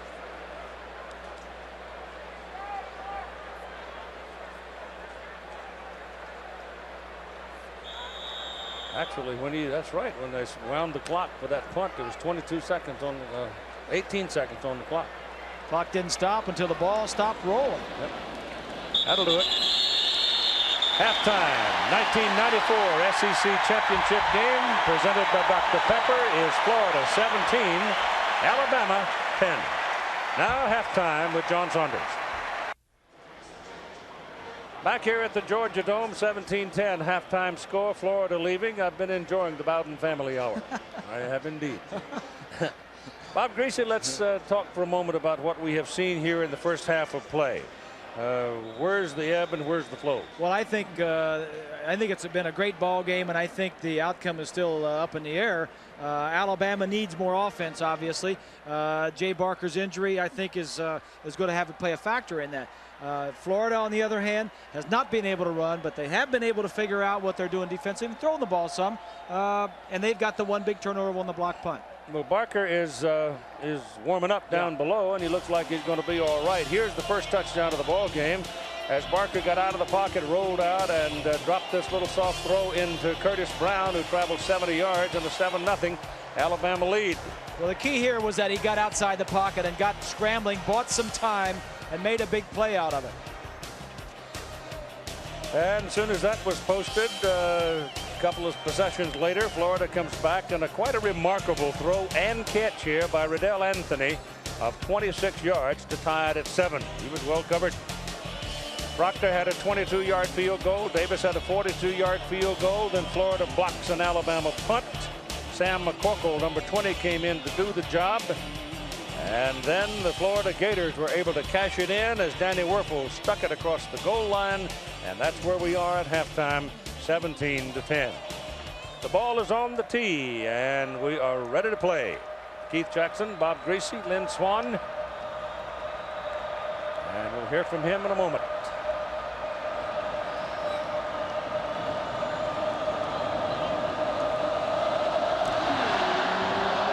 Hit very hard, a low line drive that carries 3 yards deep in the end zone, and Marcel West comes out with it and gets it to the 21-yard line. Now Lynn Swan. Thank you, Keith. I talked to Steve Spurrier at the half. He said what looks good for his offense is coming out with 4 wide receivers. He says that that one interception, the receiver didn't run the right route. Jack Jackson should have been in the ball game, but of course he was injured. Said defensively they always have a slow start. And last year's SEC championship, Alabama scored first. His last comment was, he hopes this history repeats itself. And Jay Barker told me his shoulder is feeling fine, and he's ready to go in the second half. Keith? He's got it under the quarterback right now, and he's calling a play at the line of scrimmage with Sherman Williams lined up behind him. A little short option move. Ball pitched back to Lynch. Lynch turns the corner, picks up a first down, and a rumble zone down the roadway, all the way to the 37-yard line. Take a look at some numbers in the first half. Neither team can run the ball, and the time of possession is about the same. The turnovers are even, but that does not show the block punt that led to a Florida touchdown. Alabama, on their possessions, they have not done anything on their last 4 possessions. 3 and out the last 4 times they've had the ball. They only had 15 yards in the second quarter. Sherman Williams coming around the corner, getting some help over there from Patrick Malone, a wide receiver. And he's thrown out of bounds. That ball was snapped at the 37-yard line, and he's thrown out at about the 43. Alabama offensively, Barker was 6 of 10 and 122 yards, the long touchdown pass. Williams 14 rushing, 48 yards, and Brown led the receivers with 93 yards and that 1 touchdown. For Florida defensively, Carter 5 tackles and a sack. Campbell, the other defensive end, has 2 sacks. And they're getting after him. Second down and 4 for the Tide. Option again. Barker kept it and gets across the 45. Ellis Johnson, who had a hyperextended elbow in the first half, taped him up, came back, and he made another tackle. I guess that tells you right there what the Alabama coaches anyway feel about the injury to Jay Barker's shoulder. They must not be concerned about it if they're letting him run 2 options in the first 3 plays of the second half. Big Johnson took off that wrapped ahead on his elbow too. He's out there bare arms and all now. Third down and 2.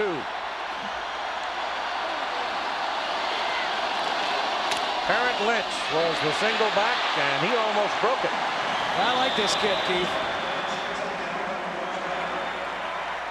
Doesn't get the opportunity very often, but he's a big, tough kid.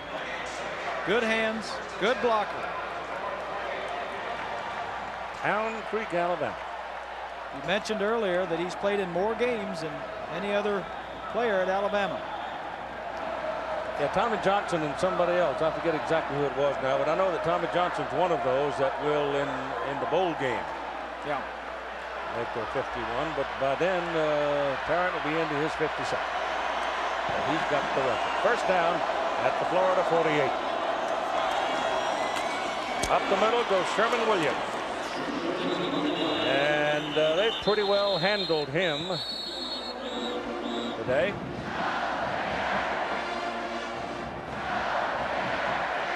$16 carries and 56 yards. The defensive line for the Gators, I felt the last 4 possessions of the first half at least were taking control of the line of scrimmage. Second down and 8. This is Lynch. Carter, number 57, just had him about the time Lynch got the ball. Looked up to find where he could run. Carter was there. Kevin Carter, when he was a freshman in high school, was not big enough. He was cut from the high school football team, so he went out for band, played the saxophone, grew 6 inches and 60 pounds over the summer, went out for the football team, has been a star ever since, and he says 6 inches. 6 inches. In one summer? He says, I still have the saxophone. Ooh. Maybe it wasn't 6 inches. Maybe in 1 year. John Stevenson is now snapping the ball at center for Alabama. Trying to get a little more protection for Jay Barker. He got the pass away just as he was being hammered. And the man who hammered him was Ellis Johnson.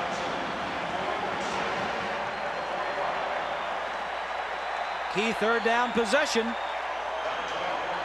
Now right up the middle.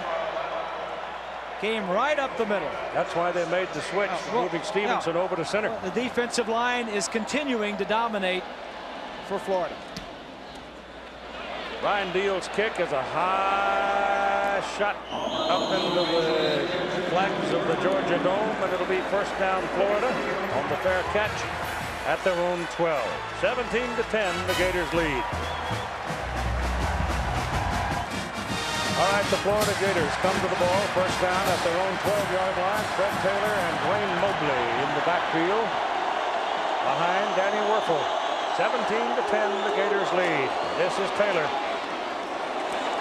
And the big back will pick up about 2 yards. There's a look at what Florida did in the first half. They had the ball 7 times. That last one down there was just at the end of the first half. One time they had it for 10 plays. They got a field goal out of it. They scored 2 touchdowns. 17 points. Wuerffel was 16 of 25, 186 yards and a touch. Taylor led the rushers, and Anthony, the freshman, 97 yards and a touchdown. This is Florida's worst starting point in the ball game. Their own 12. They keep running it, and Taylor busts out of there. Gets all the way out to the 20. So he looks like he's got some promise at 214 pounds as a freshman. He's a big back. He's had a groin problem, injured earlier in the week. But they've got some good young backs. There's Alabama defensively. Townsend, the cornerback, 5 tackles and the interception. Taylor is buried behind the line of scrimmage. Hard to run a sweep against Alabama. Shannon Brown and John Walters thump him. The defense has come out in the second half and reclaimed some territory for both teams. Walters is number 90, the middle linebacker. The Tide has continued to play a 4-man line with just 2 linebackers and 5 defensive backs. Deshea Townsend is waiting. There's a penalty flag. Another good punt. Finally gets it on the sidelines and trips, goes down. 45-yard punt. And let's see about that flag way back there at the 13-yard line. If it's against the Tide, it'd be a first down for Florida, because it was 4th and 4. Looks to me like he's talking to Florida.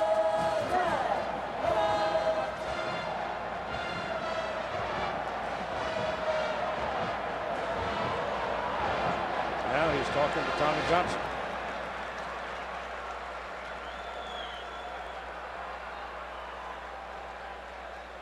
I think it's against. We have illegal procedure against the offense. Yep. We're not set 1 second. The penalty is declined. First down. So the return by Townsend puts Alabama on the Florida side of the field. 45-yard punt, the 21-yard return, and it's first down Crimson Tide at the Florida 43. With 10:19 to go in the third quarter. CFA College Football on ABC Sports, brought to you by Dr. Pepper and your local Dr. Pepper bottler. Dr. Pepper is just what the doctor ordered. And Amstel Light. Who says nothing's perfect? Ball given to Sherman Williams. Moves the pile down to the 40. Pickup of 3.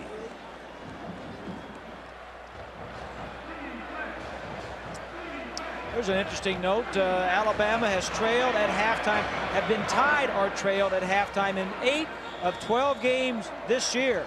And on the other side of the field, Florida has led every game at halftime this year. So whose stomach would be the strongest? I think it's just everything is copacetic here. They expect we've come from behind if you're an Alabama fan, and you're right where you're supposed to be if you're pulling for the Gators. This is Sherman Williams again. They really are looking for Sherman today, boy. They just Darren Hambrick, number 42, forced him back into the traffic that time.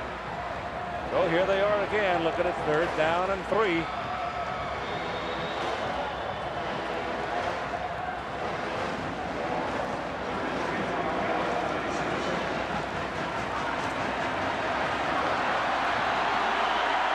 Alabama's 3 out of 10 on 3rd down conversions today.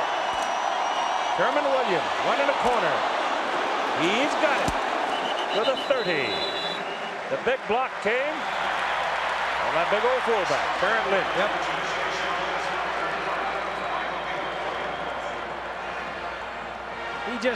He's a smart runner. He followed his fullback. Busted his helmet. Yeah. They'll want to get him back in quickly. Incidentally, John Causey's back in the ball game, and it was not so much a search for some kind of a change of personnel in there, but John had broken his face mask apparently and had to come out and get another one. But he's back. And Stevens back over at guard, where he's more comfortable. 1st down for the Tide. Barker back to throw it. He lets it go. He's got his man Curtis Brown, and it's a bad pass. Bad pass, and I believe the shoulders bothered him. You're exactly right. He was wide open, and that ball should have been completed. And Jay knows it. He kind of side-wheeled it, kind of side-armed it, didn't he? He didn't have any snap on it at all. Monday night, ABC Sports in San Diego. Jeff Hostetler cleared to play for the Los Angeles Raiders against the San Diego Chargers. That'll be at 9 Eastern, 6 Pacific on ABC's Monday Night Football. 2nd down and 10. Into the middle, it's Terrence Lynch back in the ball game after his equipment repair. Boy, there just isn't anything there. Number 36, Kevin Freeman, just absolutely stuck. So it's 3rd down and 10.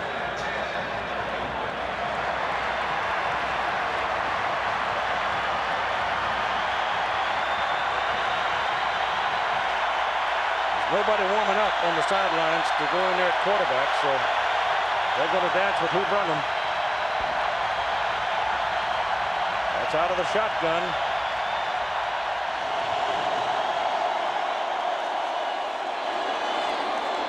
That pass is thrown beyond the reach of the tumbling Todrick Malone. So that pass was also low and away. Take a look from behind Jay Barker. He's not the same quarterback as he was in the 1st half. Just not getting the ball up and out far enough. Yep. That shoulder, the right shoulder, was bruised in the 1st half, and he just doesn't have the strength. The last 2 passes he threw could have been completed, should have been, but were underthrown. This is a 47-yard try for Michael Proctor. His long of the year is only 35. And he's got a lot of leg on this baby, and it's good. 47-yarder. Judd Davis has a 42-yarder for the Gators. It's a day for the kicking game. You talk about good people. You're looking at one right there. From the 35-yard line now, the Tide will kick it off with Reidel Anthony and Larry Kennedy, the deep people. William Watts hammered it the last time he hit it. He got most of this one, but it will be returned. Anthony at the goal line. And down around the 22-yard line. So it's 17-13 as Florida gets the ball back. Danny Wuerffel returns to the game. Look at the numbers, 16 of 25, 186 yards. Touchdown and interception. Steve Spurrier calls the plays on the sideline. Steve was an outstanding quarterback at the University of Florida, Heisman Trophy winner. They need a tight end, and they finally get Sean Nunn out there. They were tight end short, and now they got to spend the timeout. That's a problem sometimes, Keith, when you use so many different types of formations. One tight end, three backs, three wide receivers, no tight ends and three backs. So you usually put names to things. Tomorrow night on ABC, after America's Funniest Home Videos and on our own, we invite you to spend Christmas in Metropolis with Lois and Clark. And then a world premiere event, Lisa Hartman Black, I should say, stars in Someone Else's Child, all tomorrow night here on ABC.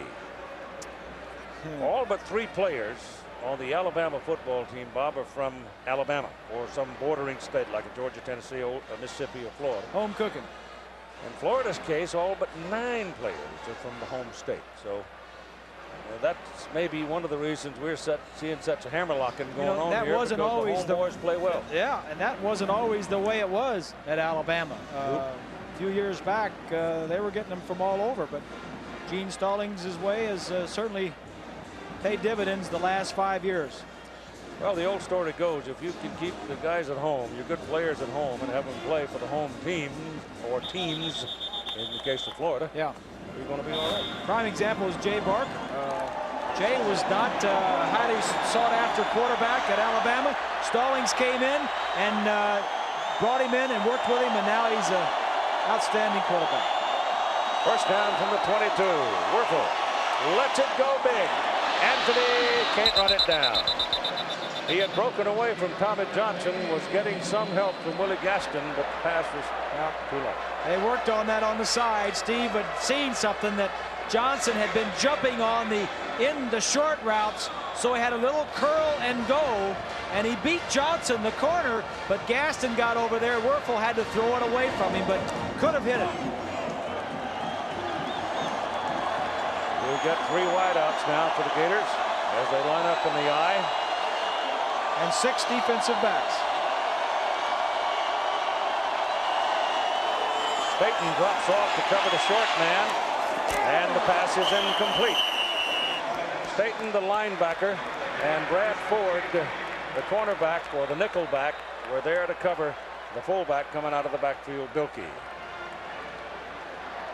Ralph's wringing his hands because he kind of felt he had a chance at it. He didn't take it. 3rd down and 10.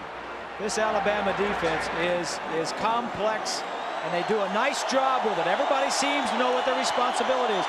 2 weeks to prepare for this game has helped Alabama also. They're showing 6 men on the front right now. Yeah, they're in, now they're out. Back goes Wuerffel. Gets the ball away. It is in the air, and it is incomplete. And you hold your breath when it's knocked up in the air like that, because the fellas in the other shirt are going to get it a lot of the time. And it brings up 4th down. There's a look at the secondary. Just going to go down and curl. He finds an open area. That ball could have been caught. Brings up a punting situation. Shane Edge. Yeah, they've got 10 up there.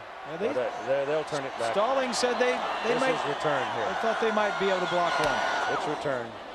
Good kick by Edge. Deshea Townsend comes over. The ball is kicked out of bounds. And it's kicked out of bounds. Chad Key is helping the linesman on down the field down there. He moved him about 7 yards all the way down to the 42-yard line, and here's Swanee. Keith, we're noting that Jay Barker seems to be having a problem throwing in the second half, and the trailer Bill McDonald assures me there's nothing really wrong with his shoulder. It is just sore from taking the hit. He said he's the guy we've got to go with. It may be a problem, but he's just going to have to work through it. He said, again, it's just sore, but there's nothing structurally wrong with it. I agree with the trainer 100%. A kid is 34-1-1, and you got to stay with him. Barker rolls it out, runs away from the pursuit, and picks up about 3 yards as he goes down, and he went down on the right shoulder. Well, maybe he stretched it back into place. Who's to know? 1 of 8 for 2 yards in the last 8 throws. So you know he's not humming.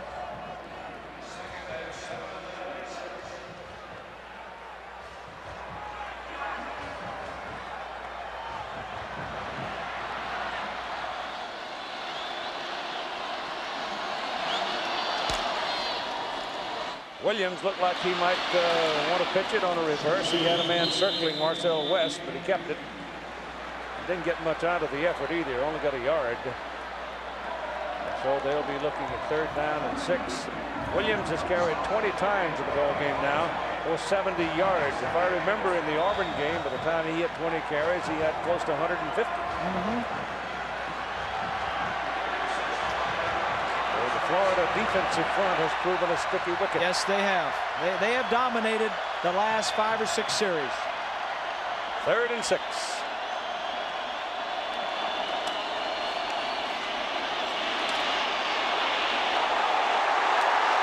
That is Patrick Hake, the tight end, for the 1st down. A sophomore from Killen. I became sort of entranced by the effort that was going on Kevin Carter. Yeah. There were 2 different guys that held him at 2 different times. Interesting graphic here. 3 quarterbacks in this game. Wuerffel and Dean for Florida. They lead the SEC in passing, 1, 2, and 3. And in the nation, they rank 2, 3, and 4. That's pass efficiency. Of course, Kerry Collins leads Penn State leads the nation. But that's only the 6th reception for Haight all year. That's a bad pitch. Sherman Williams is coming around and needs some help desperately. Gets back to the 49-yard line. So Jay Barker is hit as he pitches the ball on the option play, and there's a big loss from the 39 to the 49. Take a look from behind the offense. Option has been good for him about 3 or 4 times. He has to throw it a little bit quicker than he wanted to. And now you just try to make something out of nothing. Barker will be charged with the 10-yard loss. It'll be 2nd down and 20. That may be a drive stopper right there, Keith. Yep, very well could be. He's got Brown wide open. Brown's got the ball. Threw that ball sharply and well. And a 1st down at the Florida 23. Michael Gilmore saved the touchdown. I think Jay Barker is adjusting to the lack of strength in that arm and the shoulder. Releases inside of Showers, goes up on the 2nd man and breaks to the outside. This is a good route and a nice throw. Brown now has 3 catches, a 70-yard touchdown, 23-yard pickup, and a 26-yard gain for 119 yards. And Michael Gilmore is back in the ball game. We mentioned earlier he had a knee problem. He's back in. Sherman Williams looking around in the middle. That little hop, that little skip. And just that quickly, he's got 6 yards on you. Gilmore brought him down. Anton Lott, incidentally, is not able to play today for Florida, so that's why Shea Showers is over there playing that boundary corner. Here's a look at Gilmore. He's a very aggressive player. 5th-year senior, a Rhodes Scholar candidate. Yep. Just a good kid. Penalty flags all over the place. I haven't given you the rest of the officials today. We told you that Dick Burleson is the referee. 2-star general, I'll have you know. Dead ball foul. False start on the offense. The umpire is Butch Hanna. Billy Schroer is the linesman. Ron Leatherwood, the line judge. Side judge is Ben Oldham. Joe Delaney, field judge. Harold Mitchell, back judge. And Ron Gilbert is the alternate. Joe Delaney, your detective. It's 2nd down.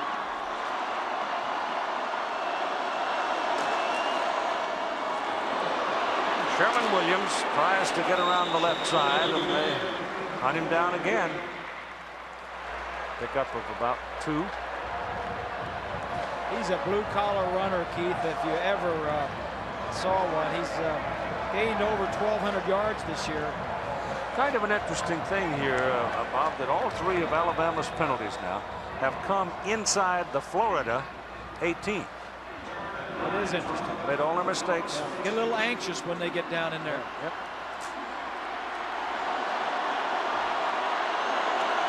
"22-yard line right here. 3rd down and 9. Oh, no chance. Never had a chance. Ellis Johnson just blew John Stevenson away.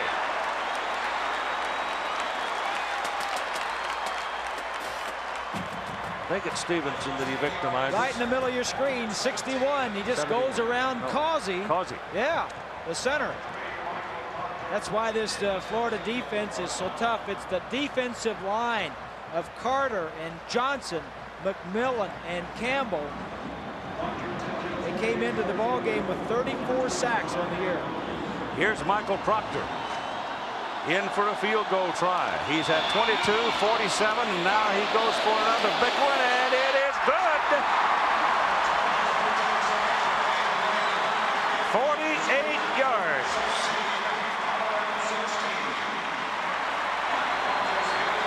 And it's a 1-point ball game. Here's Swanee. Keith, the long snapper for the field goals is number 88, Chester Lewis. He is a walk-on football player. When he came out of high school, he had scholarship offers to several other schools, but growing up in the shadow of the University of Alabama, he said, if I want to play football, I want to play for a winning program. I want to play for a team that has a chance to be a champion. I want to play for Alabama. He turned away the scholarship, walked on, lives at home, and he's done a great job for Alabama ever since. One other thing, he says, the only time they usually talk about the long snapper is when you do something wrong. Well, Chester and all of his family watching, he's doing it all right today. So is and you just put a videotape on the family library shelf forever. That's for sure. They'll send you a Christmas card, Lynn, every year. You know, you really can't anymore with the 85 scholarship limit. You're going to have some guys like that walk on and help your football team. You really are.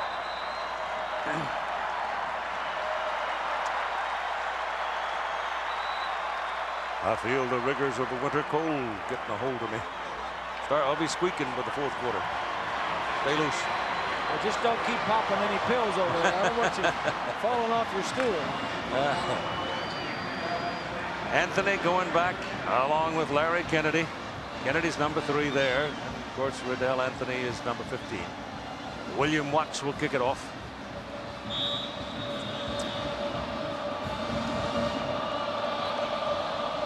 Two minutes and 14 seconds to go in the 3rd, and here's the kick. It's a low line drive knuckleball. Good bounce. Anthony handled it at the 2. And he's out to the 23 before he's run down by John David Phillips and number 23, Andre Short.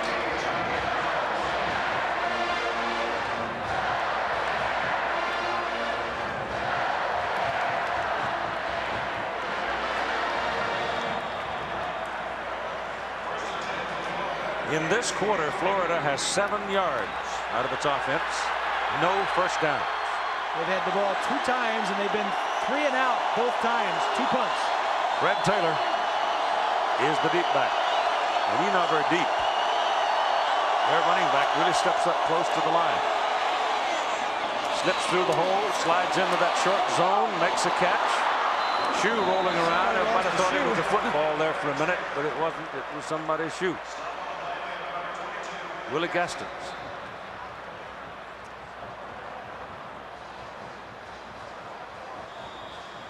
Let me show you one of the things that Alabama is doing. Look at Gaston. He is the free safety. Now, go ahead and run it. He is playing in a short center field. He is a robber in the center of the field with an extra man in there when they have 6 defensive backs. Fred Taylor is hunted down by Kendrick Burton, number 94.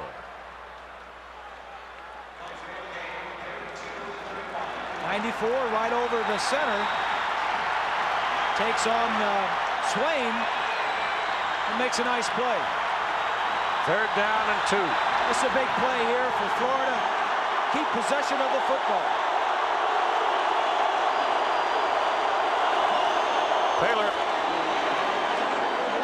flag.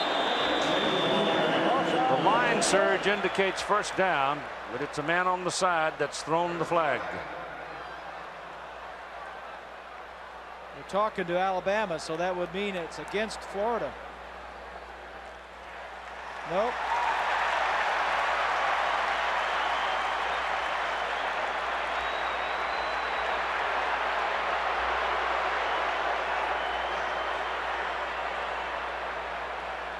Got to give him a first down, too, that penalty. Yep. It'll be first down as the ball is put at the 36-yard line. 5-yard penalty and first down.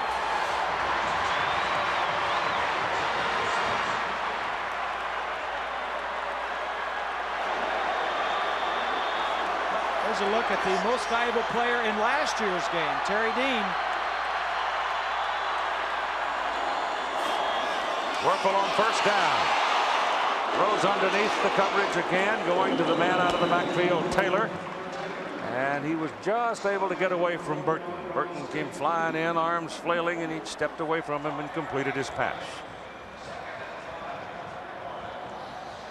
Wuerffel's a pretty cool customer. Yes, he is. Terry Dean started the first 5 games of the season, maybe the first 6, and then Wuerffel took over and has started ever since. 41-yard line, second down and long 5.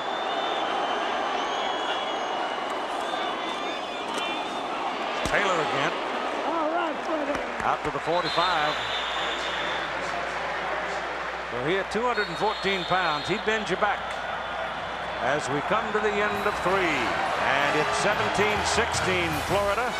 We'll be back with the '94 SEC Championship presented by Dr. Pepper after this message and a word from our ABC station. Florida has a 1-point lead. That's their bench. They have the ball. It is third down and 1 as we start the final quarter of play in the SEC Championship presented by Dr. Pepper on ABC Sports. Wuerffel gives it to Taylor, hit behind the line of scrimmage, and he did not pick up the first down. Damian Jeffries. Jeffries, yes. Number 91. Jeffries has been a big play guy all year. He came in with 8 sacks.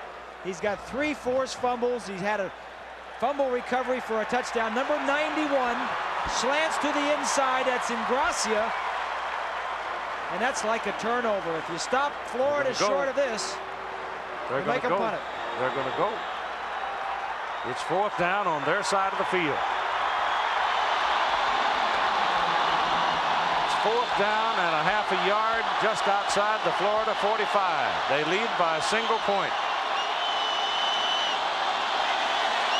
They may be trying to pull Alabama off with a long. Oh, they're going to run it. It's Taylor. He's got it. Florida did it. That could be huge in the sum total of this ball game. You had Alabama down here. They had an offside. You got Florida going for it on 4th and 1 on their own 46-yard line, and they make it. You got to give credit to Steve Spurrier. Put his quarterback in there. It looked like it may have been a check with me. I'm going to run the same play one way or the other. And if that were the case, he certainly picked the right side because there was some room around the right end. 49-yard line for the first down. Wuerffel's pass is completed to Doring. Doring is taken down by Deshea Townsend, who was a half a step from intercepting that pass. Here's a look at the third quarter numbers. Total yardage almost the same. Either team running, although Alabama's running a little bit better. But the thing about it is Florida only 24 yards of total offense in the third quarter. We're into a circumstance right now where you just got to hunker down and play football. Yeah.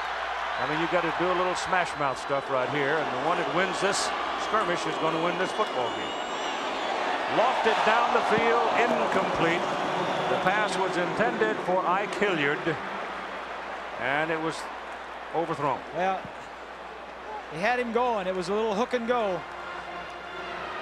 Right here's Hilliard. Watch, he's going to go down, run a hook, and then he's going to take off. Watch the guy here as he's going to jump on the stop. Right here's the stop. Go ahead and run it. I don't mean stop the telestrator. Go ahead. Little stop pattern and then go. There you go. Little stop and go pattern. That wasn't stop. That wasn't stop the tape. 3rd and 6. That ball is overthrown.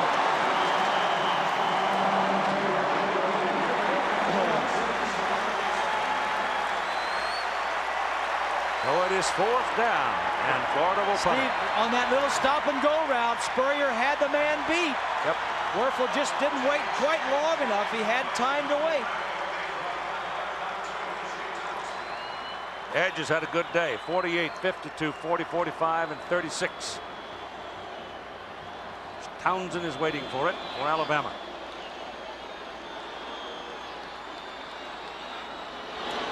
High snap. Almost got it.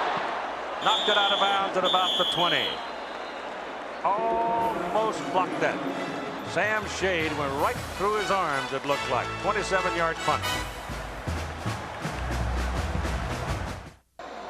The total attendance today is 74,751 for this championship game. The Super Bowl here in the Georgia Dome drew 72,500. So this is a new Georgia Dome attendance record, 74,751. Sherman Lewis looking for a little daylight and finds about Sherman Williams up to about the 25-yard line. It looked for a minute like he might pop that thing outside and really take off. This is coming down to the 4th quarter and a close game. Yep. And this is the style that Alabama is used to. Yep. 9 of their 11 wins this year have been by 11 points or less. So they're used to a dogfight. 2nd down and 5 from the 25.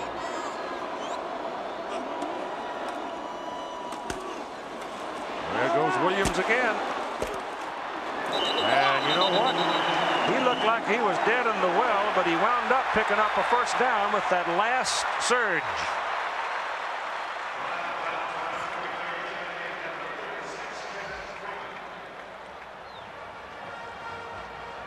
He's a tough guy. Yes, he is. 1st down.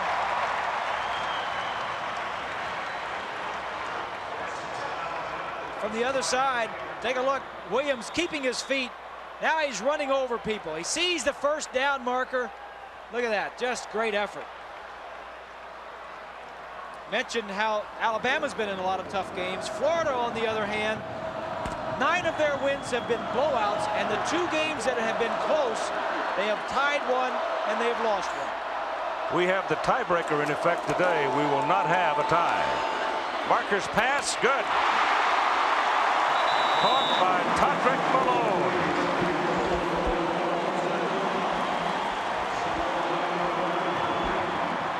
Ball is out beyond the 43 for another 1st down. Sometimes, Keith, it's not maybe the will to win so much as it is the fear of losing.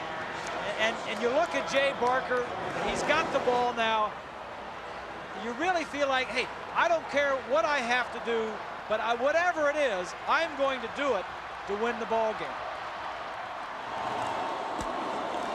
Sherman Williams is hit behind the line of scrimmage, and I don't think he quite got back to the line of scrimmage. There was really good penetration by the defensive front for Florida, in particular Henry McMillan, number 60. Sometimes it's not the guy that is the tallest or throws the ball the furthest or the hardest or looks the best in warm-ups. It's the guy that goes out there and moves the chains and puts W's on the board. Danny Wuerffel is another guy. He's got the weakest arm of the 3 top guys for Florida, and Jay Barker is a winner. They come out winning every time.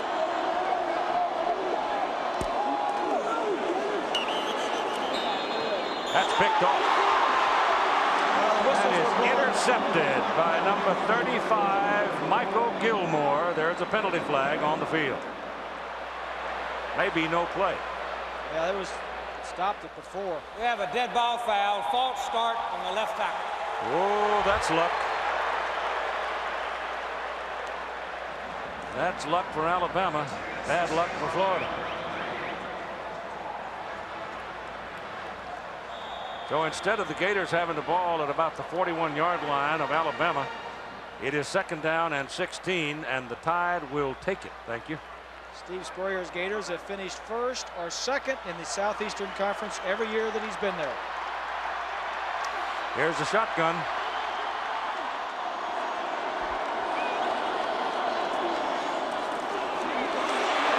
Sacking number 61, Ellis Johnson. That's 5 sacks of Barker, and they're going the wrong way. But the offensive front for Alabama just simply have not been able to handle Florida. Yeah, here's Johnson here, and again he's going to working on the center.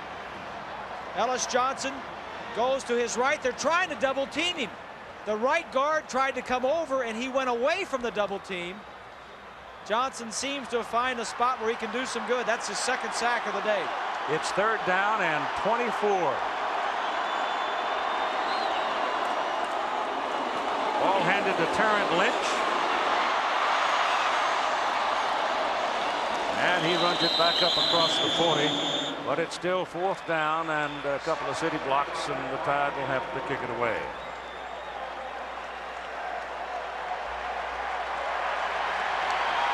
But all things considered, and what might have been out of that series, the folks wearing the white shirts have to be satisfied.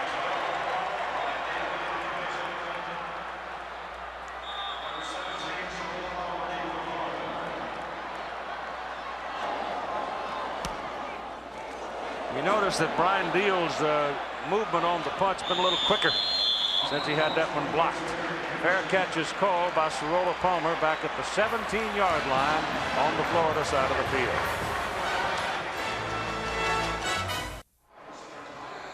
CFA College Football on ABC Sports, brought to you by Dr. Pepper and your local Dr. Pepper bottler. Dr. Pepper is just what the doctor ordered. By Digital. By Chevy Lumina, the features you want, the safety you need at an affordable price. That's genuine Chevrolet. And Hertz, for business, for pleasure, nobody does it exactly like Hertz. Florida's average starting point in the 2nd half of each possession, average, mind you, their own 19. This is the 17. And Taylor is out there in the flank position. Throw the ball underneath. It's an incomplete. Wayne Mobley is a sophomore in there at fullback right now. There's a look from behind the quarterback. This was going to be a middle screen. Number 23 right there. But the defensive lineman on the right side, I think that is a Powell, just didn't rush. Yep. And the center, a middle screen set up. 2nd down and 10.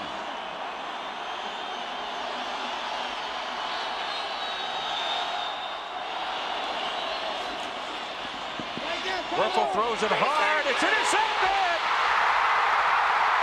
Green Rudd, touchdown, Alabama.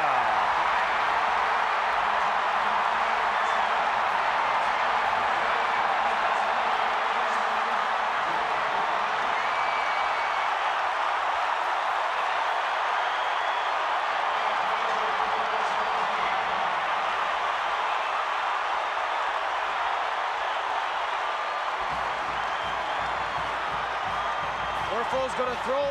They dropped 8 guys. 3 guys rushing. 8 drop back. Rudd, number 87, a freshman, another true freshman, picks it off and runs it in. Michael Proctor will try the point.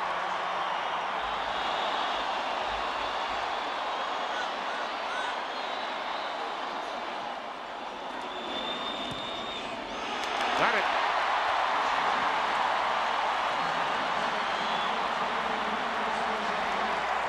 A 6-point lead for Alabama at 23-17. 87. That's Rudd. He's going to drop back in his zone. Has good vision on the quarterback. Gets over there. Gets a little tip drill. Bounces off. That's Samuel's helmet that it bounced off of.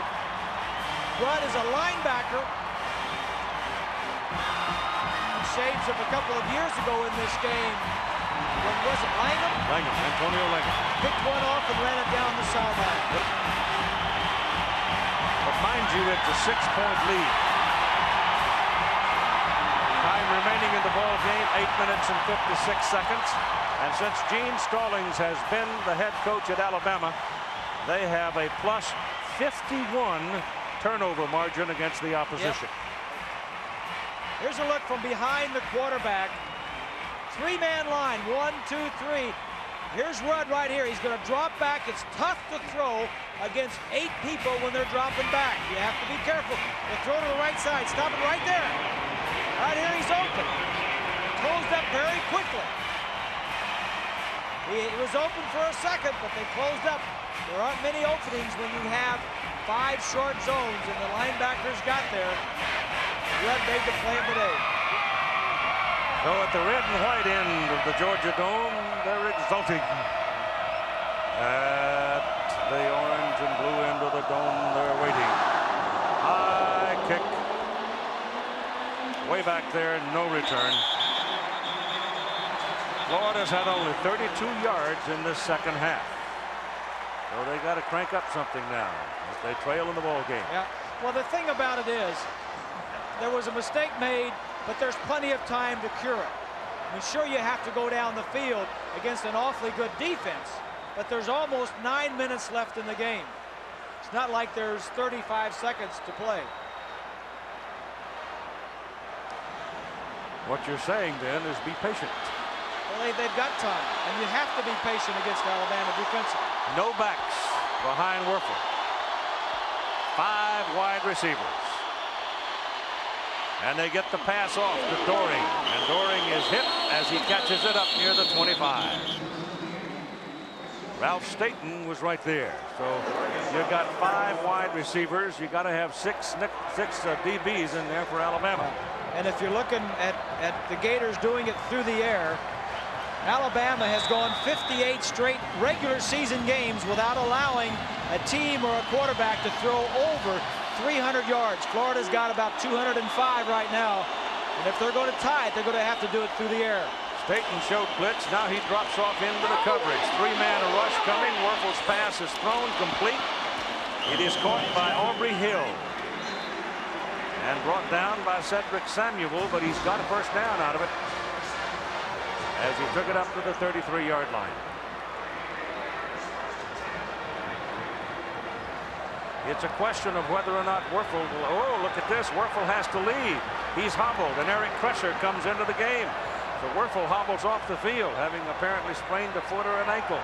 And Eric Kresser, a sophomore from Palm Beach Gardens, pops in there at quarterback. He may have the best arm of the bunch. He's got the strongest arm, yes. Strongest arm. Yeah. Pressure coming. Pressure. Can he read it? Passes away. He's got a man over there, and the pass is caught. And he's out of bounds at the Alabama 42-yard line. That was a hoax. It was a hoax. Wuerffel acted like he was injured, so Kresser could come on and throw the deep pass. Wuerffel's coming back into the ball game. He acted. It's a good acting job. Kresser's got the strongest arm. They throw a deep pass down the sideline.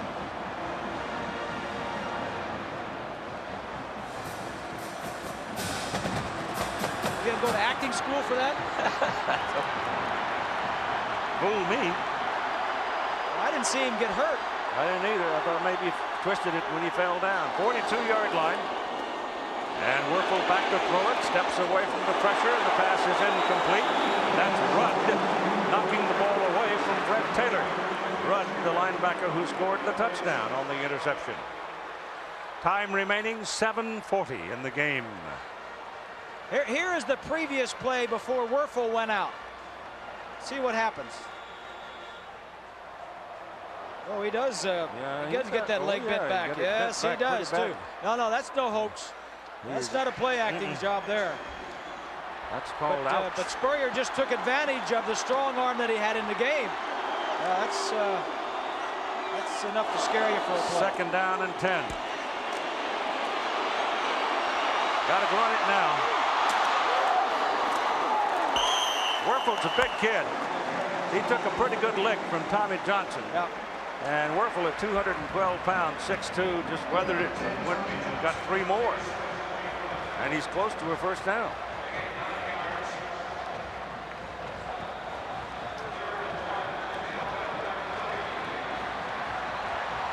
Well, it's a championship game, and championship coaches are making championship decisions, and players are making plays on the field, and you're getting down to the last 5 or 6 minutes. Third and about 1.5 yards.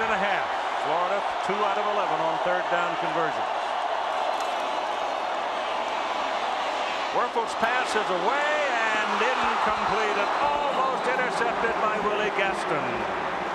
It was intended for Anthony.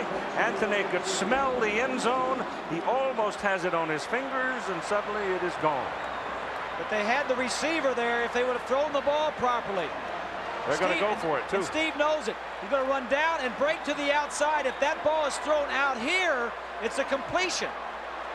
Watch the slot man as he's going to go down, get by the jam. Now, deep to the outside, throw it outside, but he throws it back inside, and Gaston almost picks it off. That's what Steve was upset about. 4th and 1.5 yards, and they're going. Taylor. He broke the tackle. Great effort.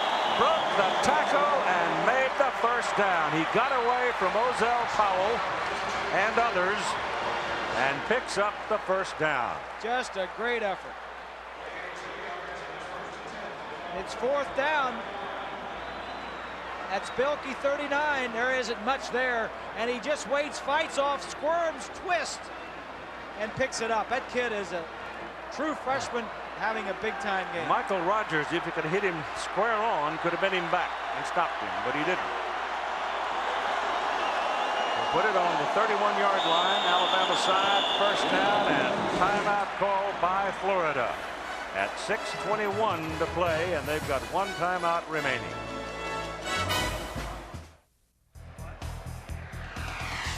In last year's championship game, punter Shane Edge felt pressure, pulled the ball down, ran for 20 yards on 4th and 8 to set up this play.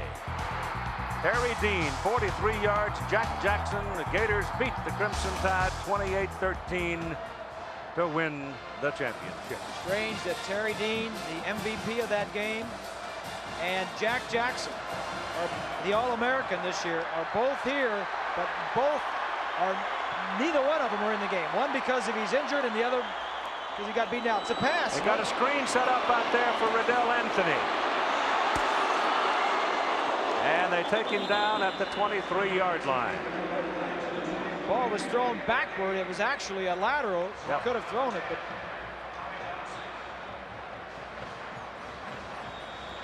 so they go to what was almost a swinging gate, wasn't it? talk about a competitor right there. You're looking at one, huh? Whether you're on the golf course or whatever you're doing, he is a competitor and wants to win. Right, they're moving the wideouts around, shifting them here, putting them there. It is second down, and the long There's one. the pass. There's the same thing. They throw it downfield, and he is out of bounds at the 2-yard line to Chris Doring. Well, you were talking about last year's play. Steve was over on the sideline saying, let's set this up. Here are the next 2 plays. Chris Doring throwing to Aubrey Hill, and it's first and goal, Florida. Here's the receiver. He's going to go downfield. But watch here. He's going to throw the ball out there, and then he's going to throw it downfield. Throwing it out. Throwing it down. That's just good preparation by Steve and this offensive team. First and goal, Gators. Alabama 2.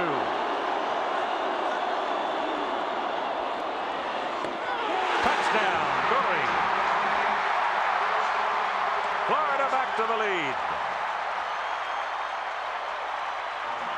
If they can get the extra point.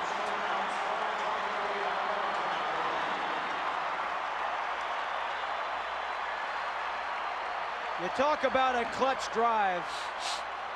Doring, who came to Florida as a walk-on. His father is a professor at the school. Makes his 7th touchdown reception of the year. Davis, Judd Davis, 80 straight extra points. And Florida's back in front by 1. 24-23.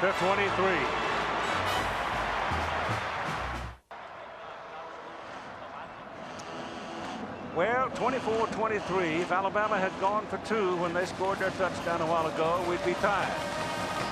We've got 5 minutes and 29 seconds to play in the ball game, which is a considerable amount of time. Shane Edge will kick it off. The Tide with 3 people back there waiting for it.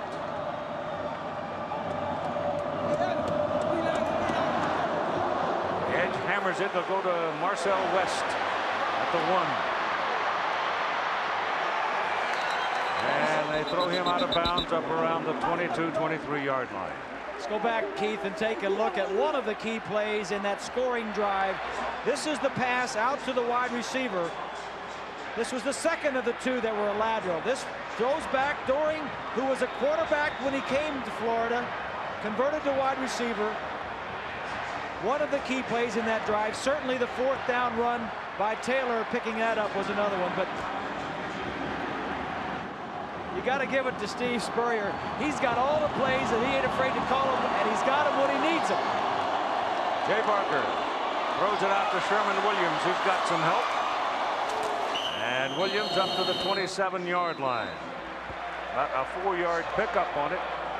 He didn't get as much out of that as he might have hoped he would. He had big Kareem McNeil out there, but McNeil kind of wandering around with nobody to hit for a second. And by that time, they found talking to Gene Stallings yesterday at practice, and he says, I wouldn't trade my field goal kicker for any of them in the country. Michael Proctor, All-American, he may be called on in a little while. Sherman Williams, a big run. First down for the Crimson Tide to the 36-yard line. Boy, he put some heat on that afterburner that time, didn't he? Well, and give credit that offensive line. They've been dominated by the defensive line of the Gators, but that time right up the middle, Belser and Causey, the center, Stevenson, Harville opened up a nice hole. Williams is out, and Dennis Riddle checks into the ball game at tailback. Fresh legs make a difference up near the 40. Red Weary, who had that big interception for Florida, makes the tackle for the Gators there. It'll be 2nd down and 6. Time remaining. Coming up on 4 minutes. Florida leads 24-23.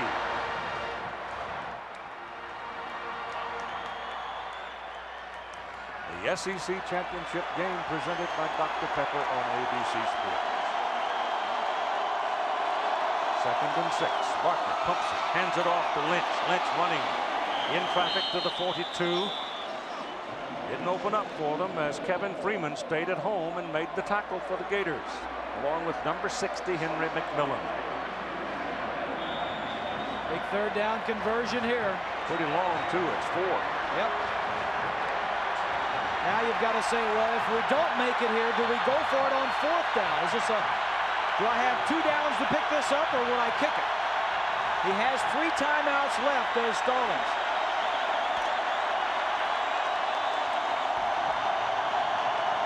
Better hurry. Timeout. Had to burn one right there. Critical there. Well, they were late getting the play in, apparently, from the sideline. Late getting out of the huddle, and with no dispatch, they have to burn a timeout. Next Saturday, 2 Eastern, 11 Pacific, Pizza Hut College basketball tipping off regional action. Massachusetts against Maryland, Michigan State against Nebraska. And then Arnold Palmer and Jack Nicklaus will pair up against golf's other top players, the Diners Club matches next Saturday here on ABC Sports. While I have some time here, I want to pay my respects to those who do the hard work in this business. The executive producer of ABC Sports is Jack O'Hara. The coordinating producer of ABC's college football, Bob Goodrich, who's been our producer all season long. The associate coordinating producer, Jimmy Resley. Directed by Drew Esikoff. Good job, Drew, all year. TD is Bruce Larkins. Dick Buffington, Gary Larkins, I'm sorry. Bruce Clark has been our associate director part of the year. Dick Buffington has been with us part of the year and is with us today. Gary Larkins, our technical director, has been with us all season. Our production manager, Bobby Weiss. And our technical ops managers are Claude Phipps and Jerry Reuter. Dave Burnson, statistician. Todd Barry, our spotter. Did you mention Jimmy Wrestler? Yes. Yes, I did. Yes. And a great technical crew, camera people, sound technicians. Great job, everybody. 3rd down and 4 now. Podrick Malone is the man in motion.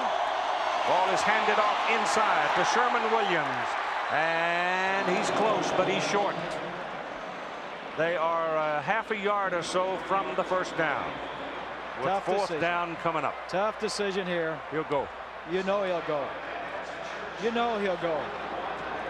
We got 2 minutes and 45 seconds.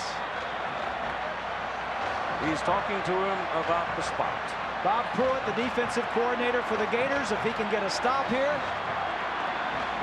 he's going to New Orleans. 4th and 1.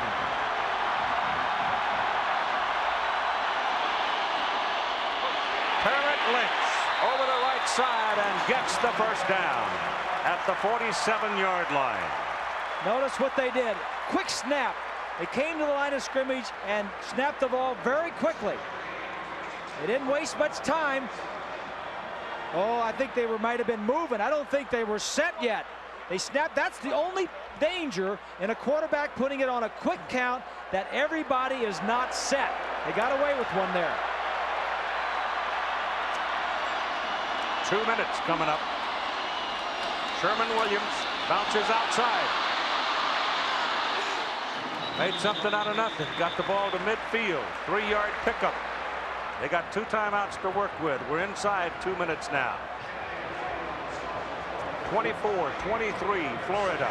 We've got the best field goal kicker in the country on the bench. Yesterday I was out here. He was kicking him. He was kicking him here 57 yards in the same direction. Of course, had a 60-yarder in high school. Yeah, there's no win here, obviously. Sherman Williams has 100 yards. There he is.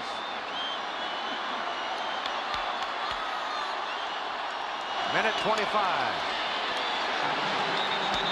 Sherman Williams is belted at the 49-yard line. They got to put a timeout up here and stop that clock, and they do. Keith Council made that tackle for the Florida Gators. Alabama has 1 timeout remaining.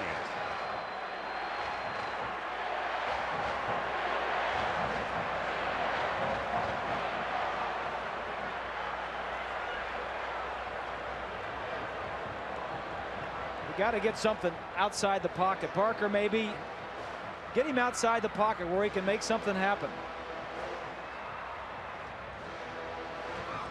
You need to get it closer.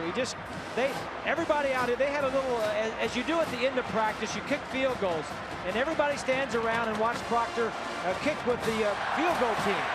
And as he was kicking him, everybody would yell, and they know how far he can kick this ball.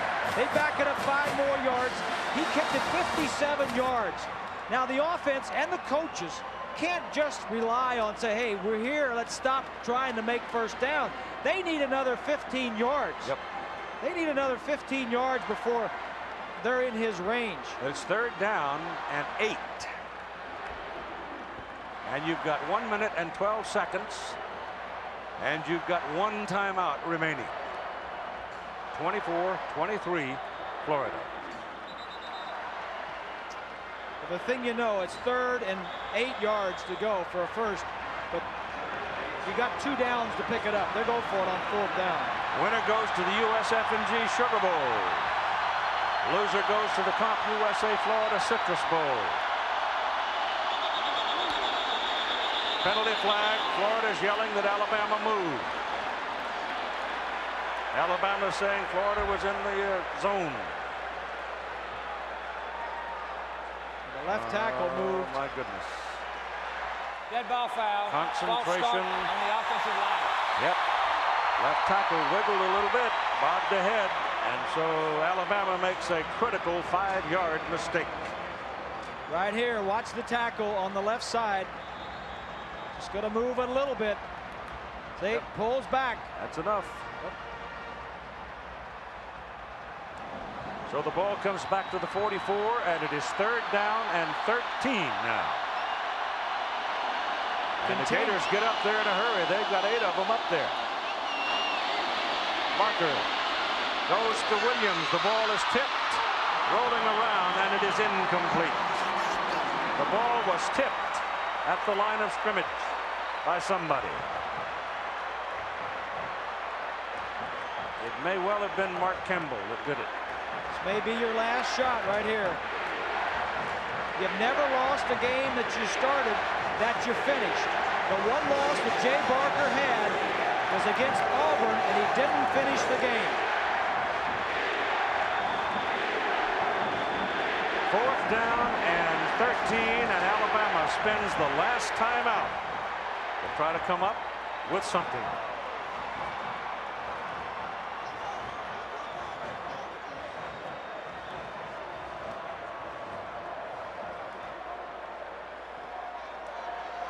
The genuine Chevrolet most valuable players of the game are Terrence Lynch from Alabama. He's run for 48. He's caught 28 yards worth of passes, and he has a train load of blocks. Kevin Carter from Florida, who has been a symbol of the force of the defensive front for these Florida Gators in this ball game. They have been dominant. There have been a lot of outstanding players. Chevrolet will donate $1,000 to each school's general scholarship fund to reward outstanding students for their academic achievements and to help those in financial need. The Gator end of the stadium rocking right now. The Alabama end of the stadium fearful right now.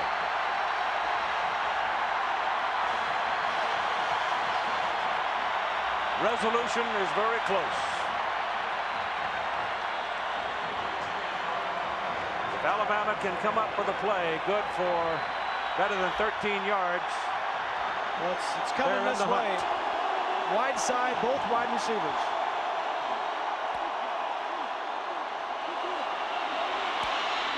He's got it. Intercepted. He had it on Todrick Malone's hands. It ricochets to Eddie Lake. And the Florida Gators have the football with 54 seconds to play.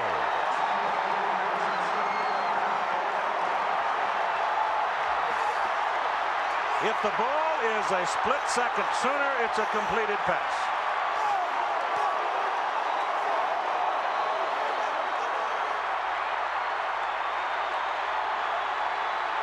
Two wide receiver pattern. That's only the two receivers that were out. Malone goes straight down the field. The cornerback comes in from the outside. That's Weary. Knocks it in the air.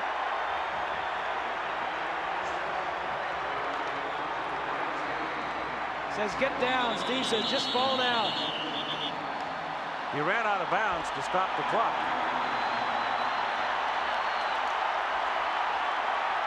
Now the clock is running again.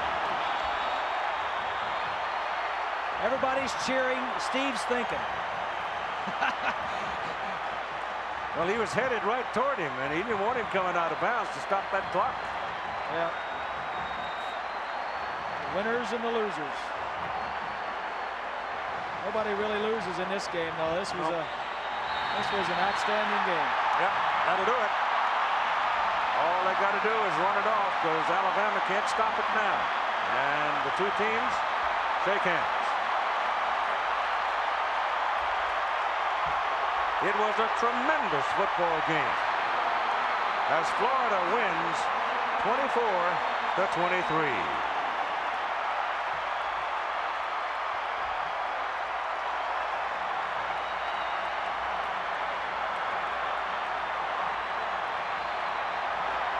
Now Lynn Swan. Thank you, Keith. Steve, congratulations with this win. You've become the first SEC coach ever to win 3 outright championships in 5 years. Well, actually, our 1990 team won it also, but wasn't recognized. I got to give those guys credit because they made it easy for all the rest of these Florida teams to win the SEC. Really proud of our guys. Heck of a defensive game. We just made one more play in Alabama, I guess. It seems to me in the second half, the first 4th down play you went for might have been one of the biggest plays in the game. Well, we went for a couple of them, made a couple of them by the skin of our teeth, and we only had one drive second half. Fortunately, we got a touchdown. This defense, Alabama's tough. I don't like playing against it, but we got to win somehow. Coach, I got to ask you, the Sugar Bowl's coming up. You've got to rematch. Your thoughts on that? we're going to enjoy this Southeastern Conference Championship. We'll worry about that other team 2 or 3 weeks from now. Okay, Coach, thank you. All right. Wonderful football game.